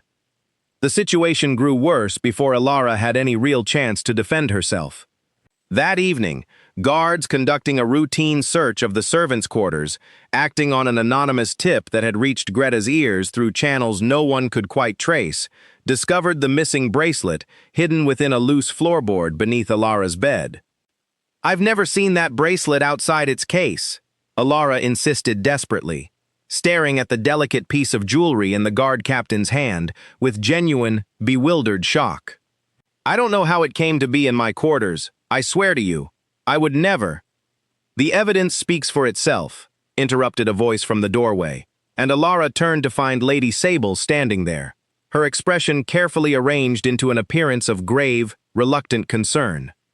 "I hate to say I suspected as much, but given the rather convenient timing of this young woman's rapid rise within the household, perhaps it isn't entirely surprising that such opportunities might prove tempting to someone unaccustomed to positions of trust." "You did this," Alara said, her voice trembling with a mixture of fear and fury she could no longer contain. "You planted that bracelet in my quarters." "A serious accusation," Sable replied smoothly, though something dangerous flickered briefly in her eyes, "and one I would think carefully before repeating, given the evidence currently sitting in the captain's hand points, rather clearly toward you, not me." The guard captain, uncertain how to proceed given the presence of both a formally appointed royal caretaker and a visiting noblewoman of significant standing, ultimately decided the matter required the king's direct attention, and Alara found herself, within the hour, standing before Draven in his private study, the recovered bracelet placed on the desk between them like a physical accusation. "Tell me what happened," Draven said, his voice carefully neutral, though Alara could see the conflict warring behind his eyes, the desperate desire to believe her fighting against the undeniable weight of physical evidence discovered in her own quarters. "I didn't take it," Alara said, forcing herself to remain calm despite the panic clawing at her chest. "I discovered it missing this morning, during my regular inventory, exactly as protocol requires, and reported it immediately. I have no idea how it came to be hidden in my quarters, but I promise you, Draven, I would never steal anything, especially not something that belonged to Marigold, something meant for Hazel. She would say that, regardless of guilt, Your Majesty, came Lady Sable's voice from the study doorway, where she had followed at a discreet but persistent distance. I don't say this with any pleasure, understand. I know how fond you've grown of this young woman, but surely you must consider the evidence objectively, rather than allowing personal affection to cloud what seems, unfortunately, a rather clear situation. Draven's jaw tightened, his gaze moving between Alara's desperate, pleading expression and the damning evidence resting on his desk. The evidence is troubling, he admitted slowly, and Alara felt her heart plummet at the words. But it is also, as you yourself pointed out earlier, Lady Sable, remarkably convenient. An anonymous tip leading guards directly to hidden evidence, discovered mere hours after the item first went missing, and only weeks after this same household weathered rumors and a suspicious fire that seemed similarly designed to damage Alara's standing. He fixed Sable with a hard, unflinching stare. I find myself wondering whether such convenient timing deserves scrutiny of its own. Are you suggesting I had something to do with this, Your Majesty?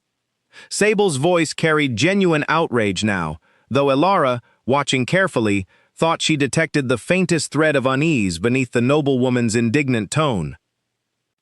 I'm suggesting, Draven said slowly, that I intend to investigate this matter thoroughly before drawing any final conclusions, regardless of how the evidence might currently appear.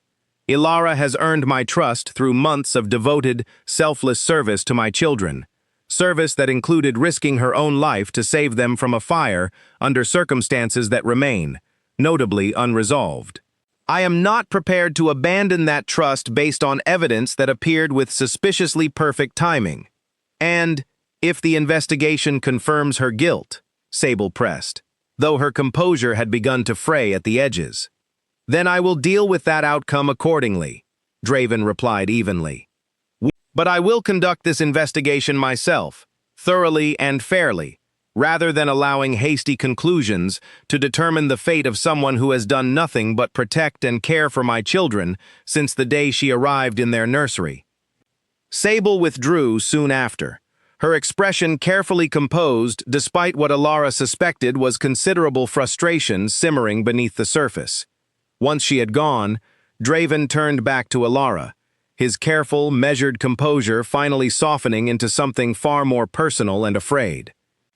I believe you, he said quietly, closing the distance between them and taking her trembling hands in his. I want you to know that, regardless of what happens next, I believe you didn't take that bracelet. Thank you, Alara whispered, relief and lingering fear warring within her chest. But Draven, if the investigation doesn't uncover proof of what really happened, if all anyone can see is that the bracelet was found in my quarters. It won't come to that, Draven said with quiet, fierce determination. I intend to find out exactly how that bracelet came to be hidden beneath your floorboards, and I intend to find out who planted it there. And when I do, Lady Sable will finally face consequences for everything she's done since the moment she decided you posed a threat to her ambitions. Over the following days, Draven's investigation moved forward with careful, methodical precision. Guards questioned every member of staff who might have had access to Alara's quarters, cross-referencing schedules and movements throughout the castle on the day the bracelet had gone missing. It was Nora, ultimately, who provided the crucial piece of evidence that began unraveling Lady Sable's careful scheme, coming forward hesitantly to report that she had seen Cressida near the servants' quarters that same afternoon, carrying a small wrapped bundle she claimed contained mending supplies for Lady Sable's wardrobe.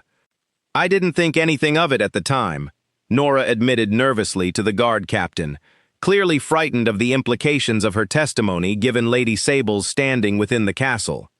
But I never actually saw what was inside that bundle, and now that I think back on it, Cressida seemed unusually nervous, glancing around as though checking whether anyone was watching her.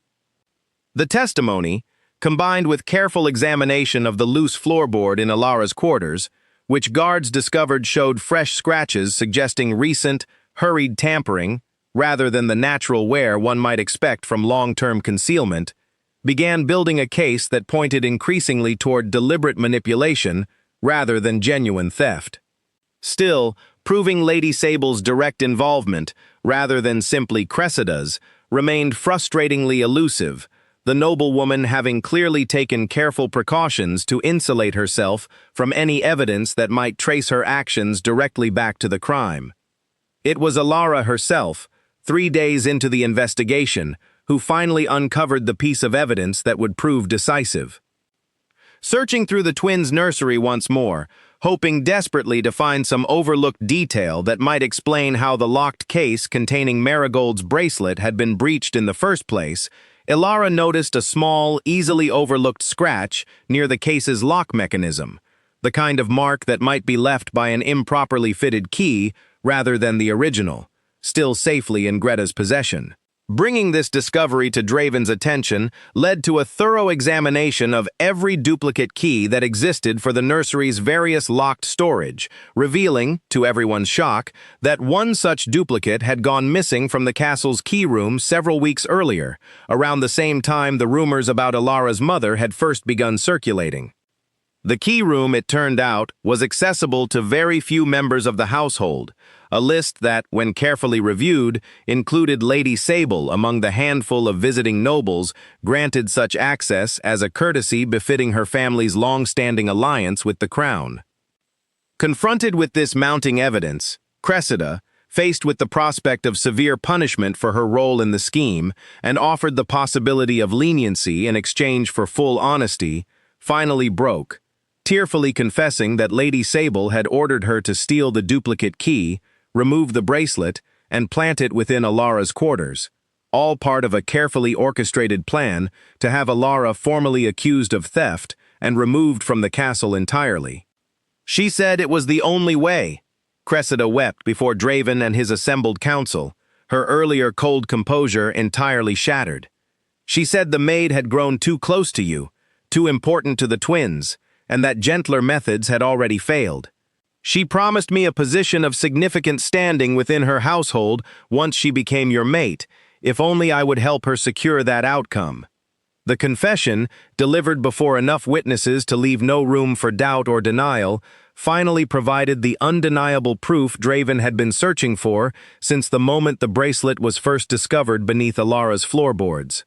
Lady Sable, summoned before the council to answer for Cressida's testimony, found herself, for the first time since her arrival at Blackthorn Peak, entirely without the careful, composed defenses that had served her so well throughout her weeks of quiet, calculated scheming.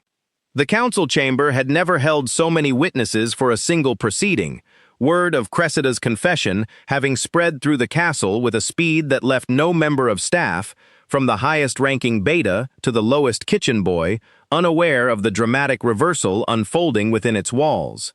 Alara stood near the front of the chamber, still faintly trembling with the aftermath of days spent under a cloud of suspicion, watching as Lady Sable was formally summoned to answer for the accusations now leveled against her.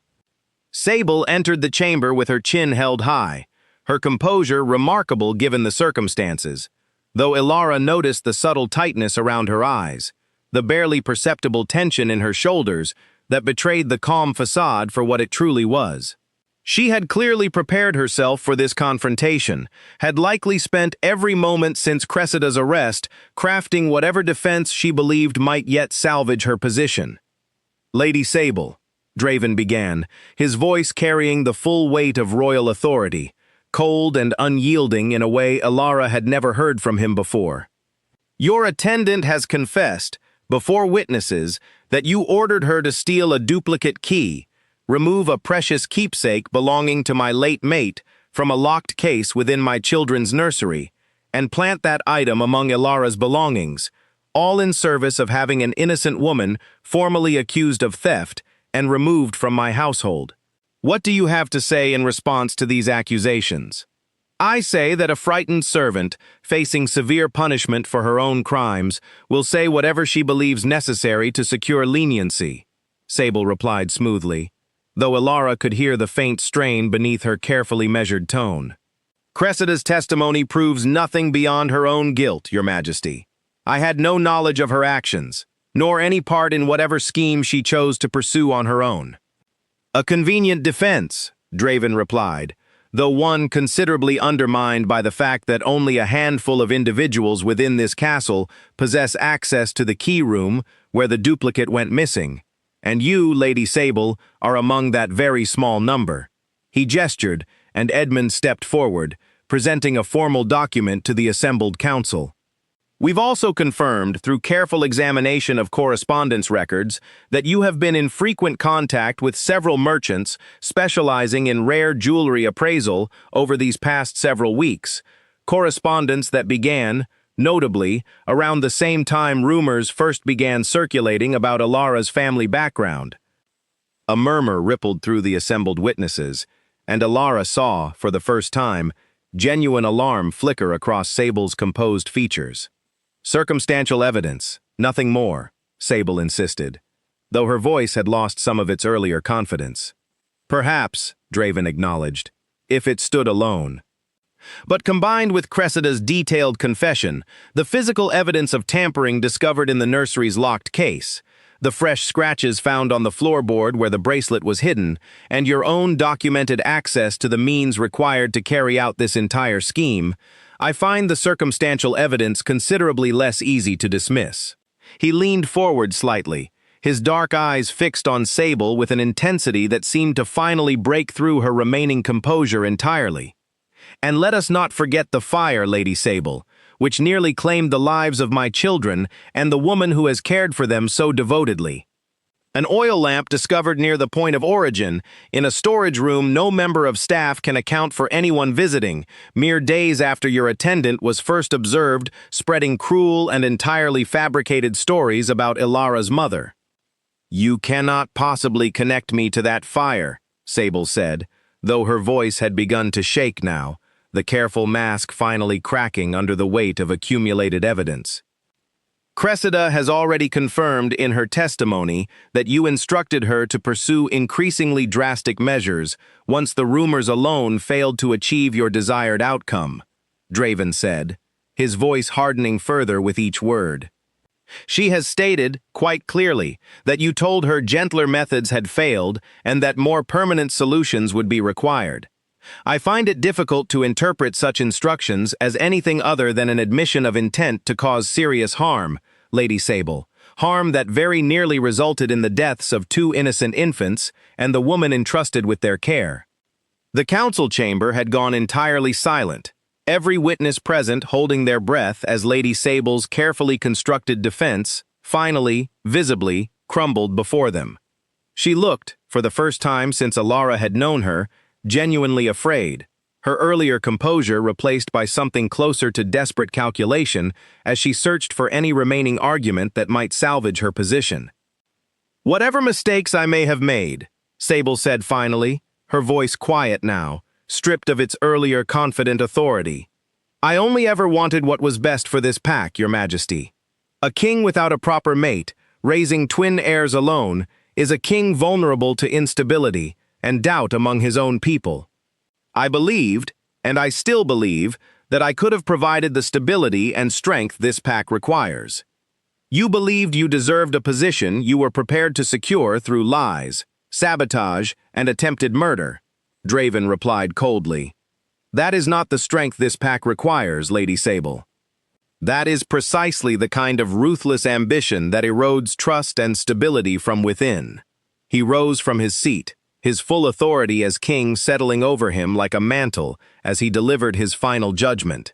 Effective immediately, you are stripped of your standing within this court and formally banished from Blackthorn Peak and all territories under my protection. Your family's alliance with this pack will require significant renegotiation given your actions, negotiations I intend to oversee personally to ensure nothing of this nature is ever attempted again. You have until sundown to gather your belongings and depart. Should you be found within my territories after that time, you will be treated as a hostile trespasser, regardless of your family name. Sable's face drained of color entirely, the full weight of her ruined ambitions finally settling over her. She opened her mouth as though to argue further, then closed it again, seeming to recognize, at last, that no argument remained capable of salvaging what her own schemes had destroyed. She turned without another word and swept from the council chamber, her earlier proud bearing now hollow and diminished, leaving behind a silence that gradually gave way to murmurs of shock and, from many corners of the chamber, quiet satisfaction at seeing justice finally served. Ilara remained standing near the front of the chamber long after Sable's departure, still processing the dramatic reversal of the past hour, the weight of weeks spent under suspicion and fear finally beginning to lift from her shoulders. When Draven approached her, his earlier cold authority softening back into the warm, familiar gentleness she had come to know so well, she felt tears finally beginning to fall, the accumulated stress of everything she had endured finally breaking free. "It's over," Draven said softly, gathering her into his arms without any regard for the many witnesses still present in the chamber. "It's finally over, Ilara. She can't hurt you anymore." "I was so afraid," Ilara admitted, her voice muffled against his chest, as she allowed herself, for the first time in weeks, to simply feel safe. "I thought I might lose everything, the twins, my position, even my freedom if the investigation hadn't uncovered the truth. I would never have let that happen," Draven said fiercely, pulling back just enough to meet her eyes with an intensity that stole her breath away. "I told you before, Ilara, I will always defend you. I meant that with everything in me, and I mean it even more now, having watched you endure so much these past weeks with such remarkable courage and grace." He reached up, gently brushing the tears from her cheeks, and the tender gesture, performed so openly before the remaining council members and household staff still lingering in the chamber, seemed to signal something neither of them had yet dared acknowledge so publicly. "I love you," Draven said quietly, the words carrying a raw sincerity that left no room for doubt.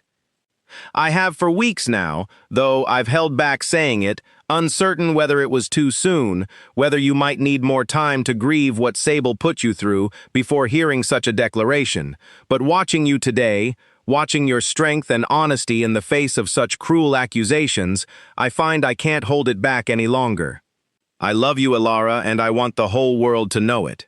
The chamber around them had grown quiet again, every remaining witness watching the unfolding declaration with rapt attention, but Ilara found she did not care about the audience, did not care about propriety or formal expectation.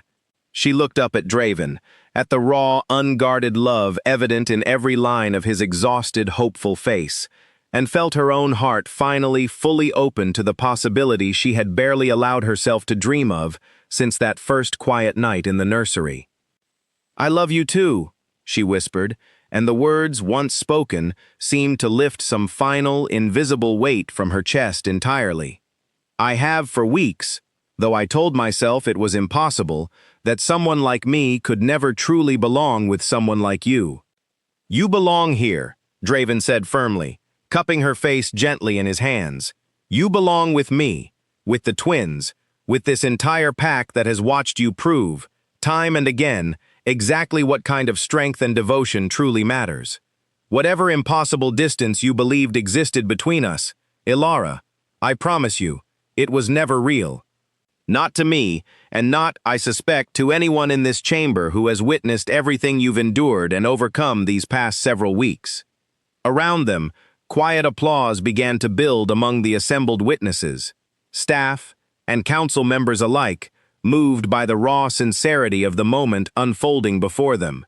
Bridget, standing near the chamber's entrance with tears streaming freely down her own face, caught Ilara's eye and offered a warm, encouraging smile.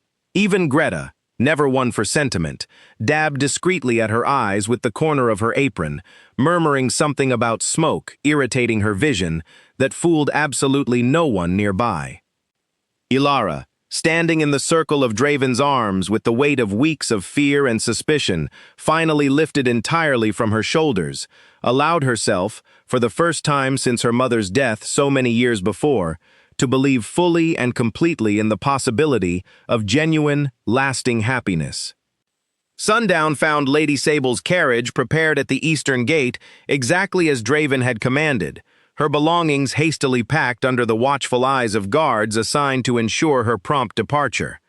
But watching from her chamber window as servants loaded the last of her trunks, Sable felt none of the resignation her outward calm suggested.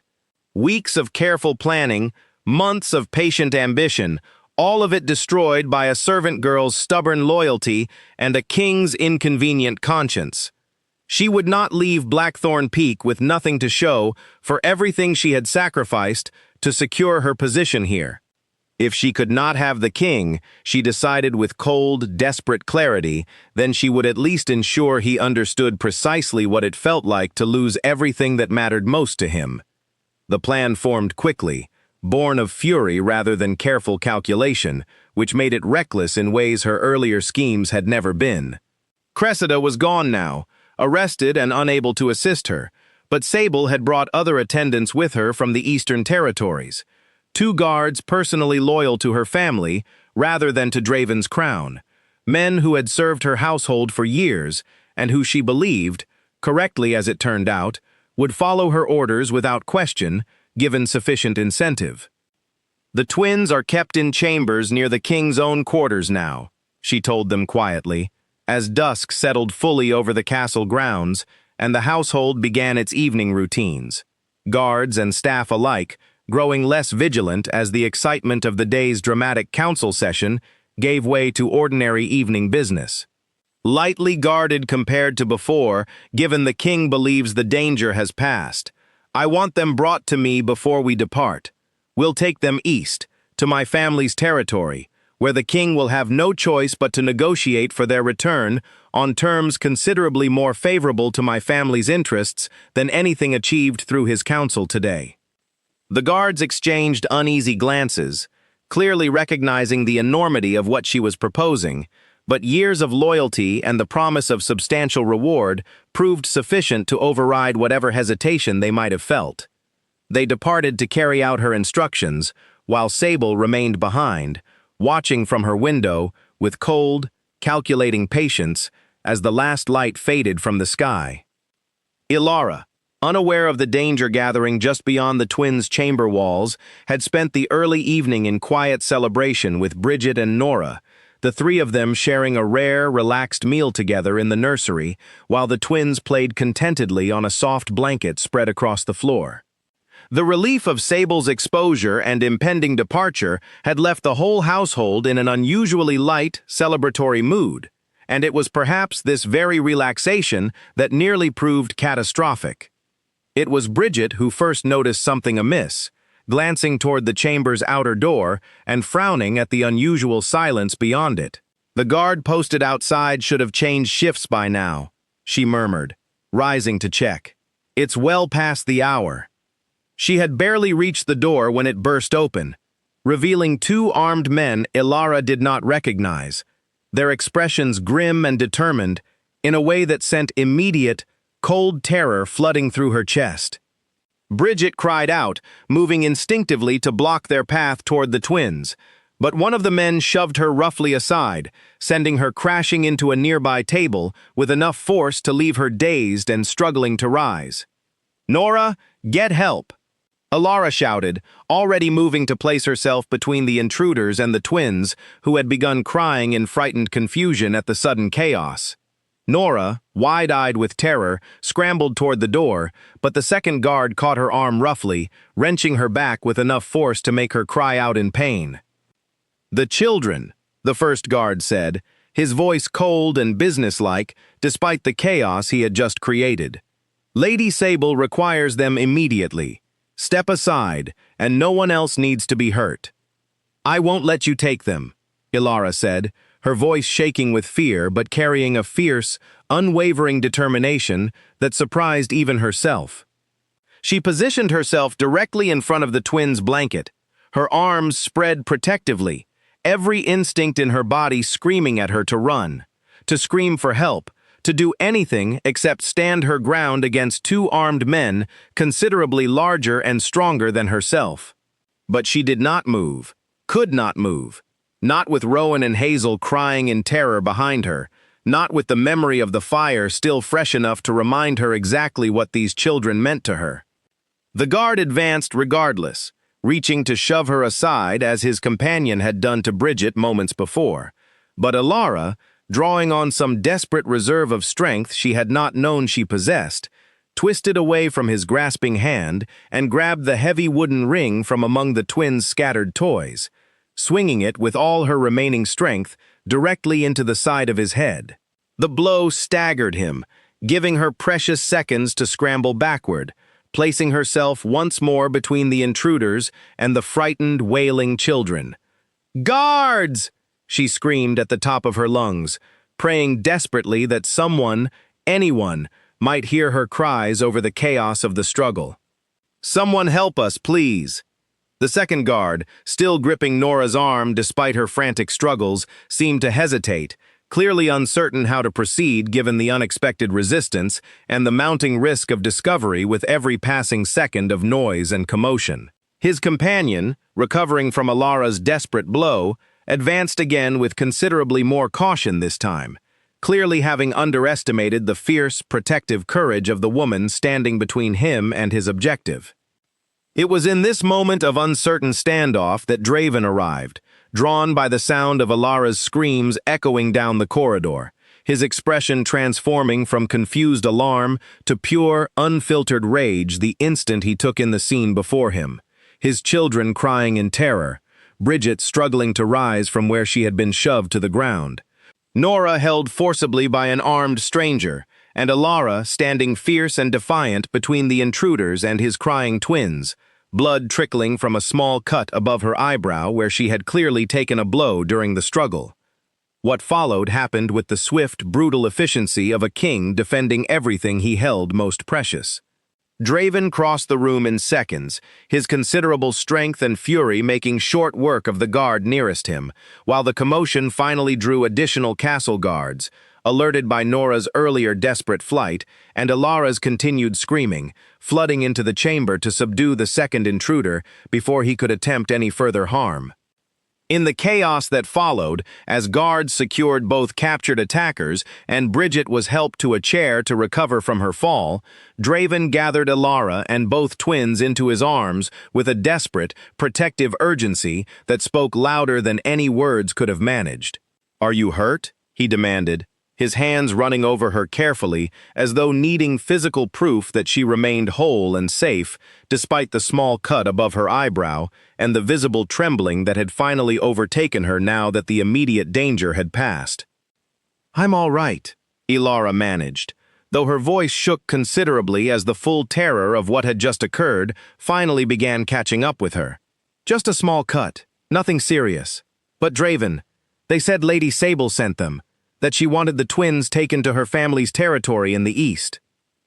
Draven's expression darkened with a fury more absolute than anything Alara had yet witnessed from him. He turned to the captured guards, now restrained and kneeling under the watchful eyes of half a dozen of his own soldiers, his voice carrying a cold, lethal authority that left no room for doubt about the consequences awaiting them. "Where is Lady Sable now?"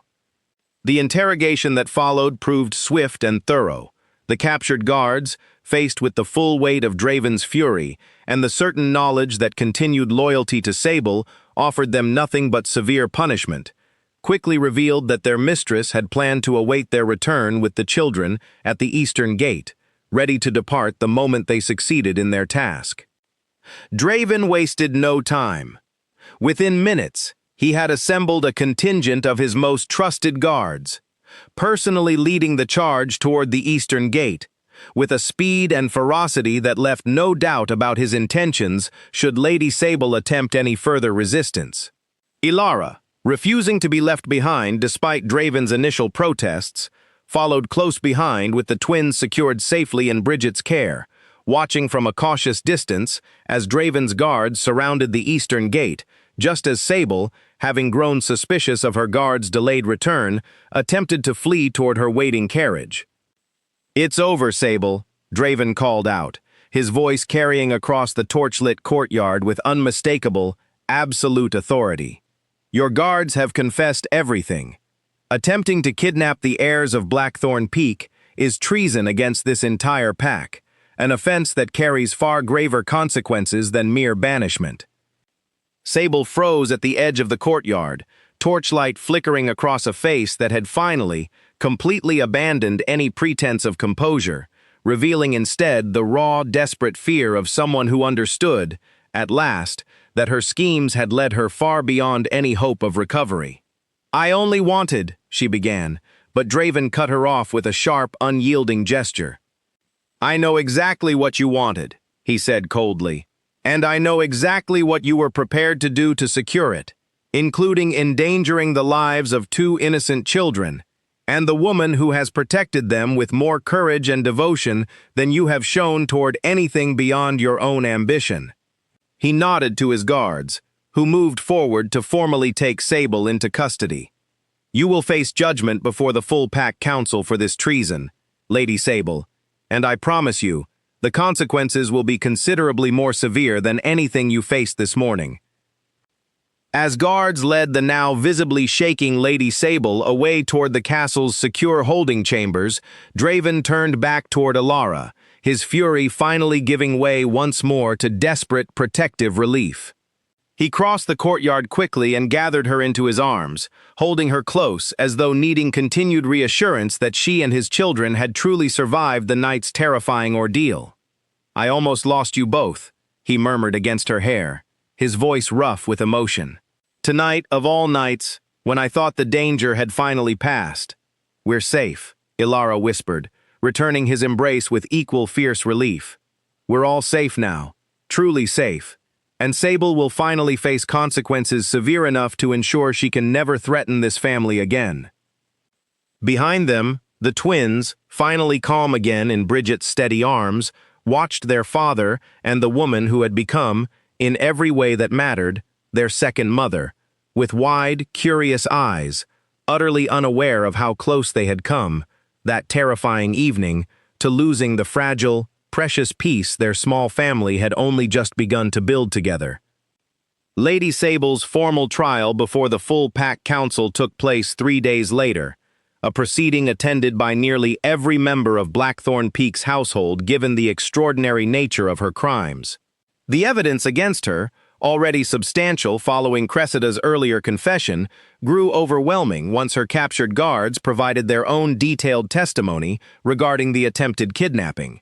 Faced with such comprehensive proof of treason against the crown, even the council members who had once counted themselves allies of her family found no grounds remaining to defend her.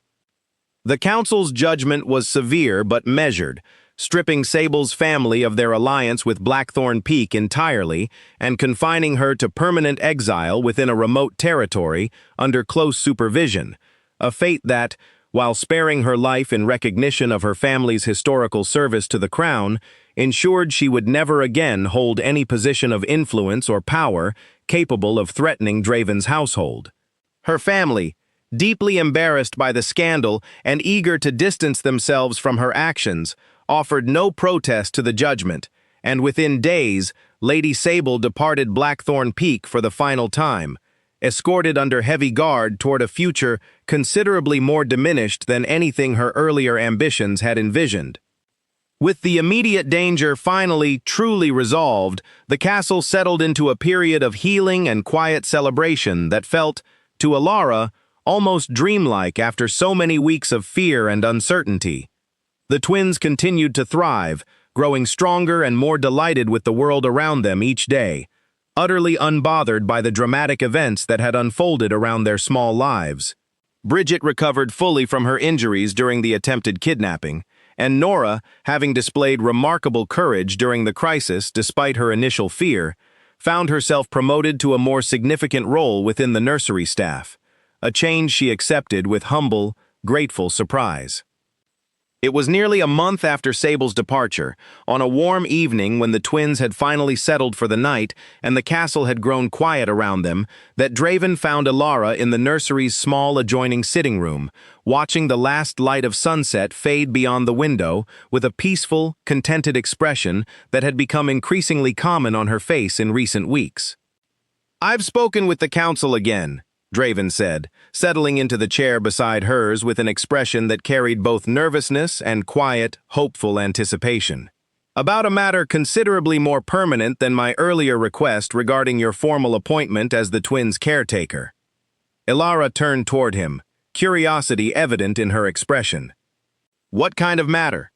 Draven reached into his coat and withdrew a small, carefully wrapped bundle. His hands, Ilara noticed with a flutter of anticipation, trembling slightly as he unwrapped it to reveal a delicate silver band, etched with intricate patterns that reminded her of the carved wolves adorning the nursery door where she had first entered his children's lives so many months before. "I love you, Ilara," he said, his voice carrying the same raw, unguarded sincerity he had shown her that day in the council chamber, though now free of any audience beyond the quiet privacy of their small sitting room. "I've loved you for months now, and I find I can no longer imagine any version of my future that doesn't include you standing beside me, not merely as the twins' caretaker, however precious that role remains to all of us, but as my mate, my equal, my partner in building whatever comes next for this pack and this family." Ilara's breath caught entirely, tears already beginning to gather in her eyes as she watched him kneel before her chair, holding the delicate silver band with a hopeful uncertainty that seemed almost impossible to reconcile with the powerful, authoritative king she had watched face down Lady Sable's treason without a moment's hesitation. "Draven, I know the traditions surrounding royal mating typically favor alphas or those of significant standing," he continued quickly, clearly determined to make his full case before she could respond. "I know some among my council will object, exactly as they objected to your appointment as the twins' caretaker. But I have watched you prove, time and again, exactly what kind of strength and devotion and courage truly matters in this world, far more than any accident of birth or family name. I don't care what traditions say I should want in a mate, Ilara. I care about what I do want, which is you, exactly as you are, exactly as you've always been since that first quiet night when you brought peace to my children. After 6 days of grief, I didn't know how to overcome myself." "Yes," Ilara whispered, before he could continue any further, the single word escaping her with such immediate, overwhelming certainty that Draven's carefully prepared speech faltered entirely, replaced by a look of stunned, joyful disbelief. "Yes, Draven, I'll be your mate. I love you too, more than I ever believed myself capable of loving anyone, and I want nothing more than to build this future together with you and the twins." The following weeks passed in a whirlwind of preparation, the castle transforming from a place still healing from recent trauma into one alive with anticipation for the mating ceremony that would formally bind Draven and Ilara together before the entire pack. Despite some initial murmurs of resistance from a small handful of council members still clinging to older traditions regarding proper mate selection, the overwhelming support of the household staff, who had witnessed firsthand Ilara's courage and devotion throughout the recent crisis, combined with Draven's unwavering determination, quickly silenced any serious objection. Greta, who had once sent Ilara up to the nursery as a last, desperate resort, took personal charge of organizing the ceremony's preparations with a fierce, protective pride that surprised no one who had watched her relationship with Ilara evolve over the preceding months. "I always knew there was something special about you," she told Ilara during a quiet fitting for her ceremonial attire. Her usually gruff voice softened with unmistakable affection. "Even when you were still hiding in corners, those first few years, trying so hard to be invisible, I'm glad the whole castle finally gets to see what I suspected all along."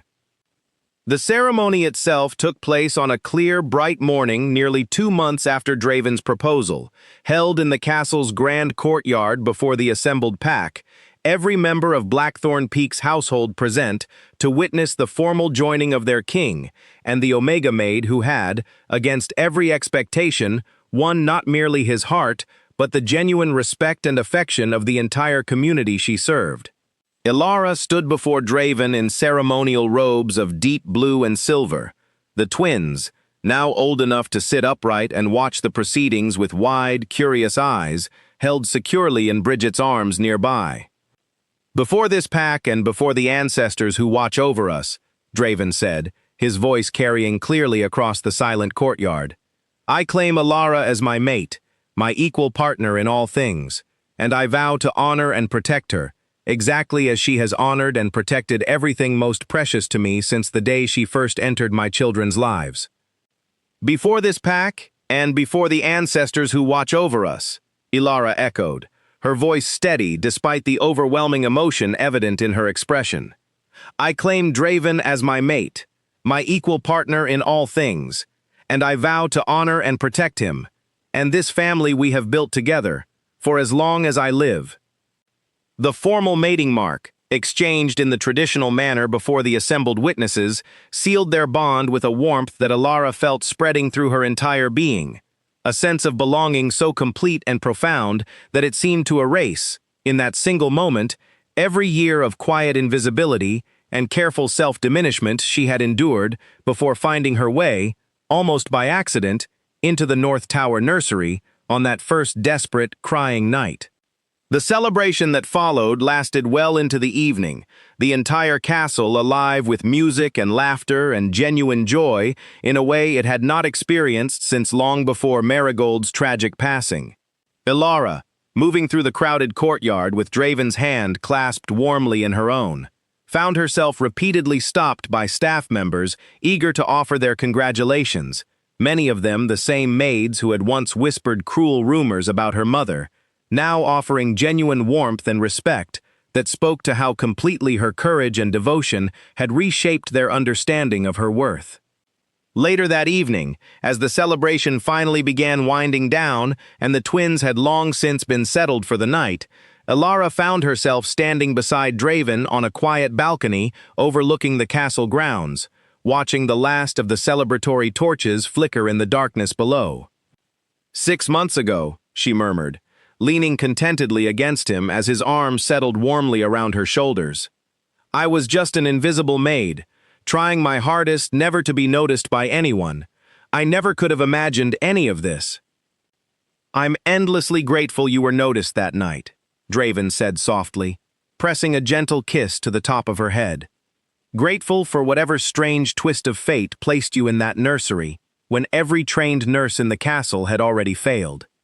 My children found peace because of you, Ilara. I found peace because of you. This entire pack found its way back to genuine happiness because of the courage and kindness you brought into our lives when we needed it most. Ilara smiled, tilting her head up to meet his warm, loving gaze. I think perhaps we found our way back together, she said softly. All of us, the twins and you and this whole household. I was just fortunate enough to be part of it. Below them, the castle grounds had grown quiet, the last celebratory torches finally extinguished as the household settled into peaceful sleep. Somewhere in the North Tower, 2 small children slept soundly in their cradles, no longer haunted by grief too large for their small hearts to bear, secure in the knowledge, even if they were still too young to understand it fully, that they were deeply, unconditionally loved. And throughout Blackthorn Peak, the story of the quiet Omega Maid who had soothed the Alpha King's twin pups when no one else could, who had faced down cruel schemes and desperate danger with unwavering courage, and who had ultimately won not merely a king's heart, but an entire kingdom's genuine respect and affection, would be told and retold for generations to come, a reminder that true worth was never measured by birth or title, but by the quiet, steady strength of a heart, willing to love without condition, and to protect without hesitation, exactly as Ilara had done from that very first night when she knelt between 2 crying cradles and brought, at long last, peace to a grieving family that had needed nothing more than someone patient enough to stay.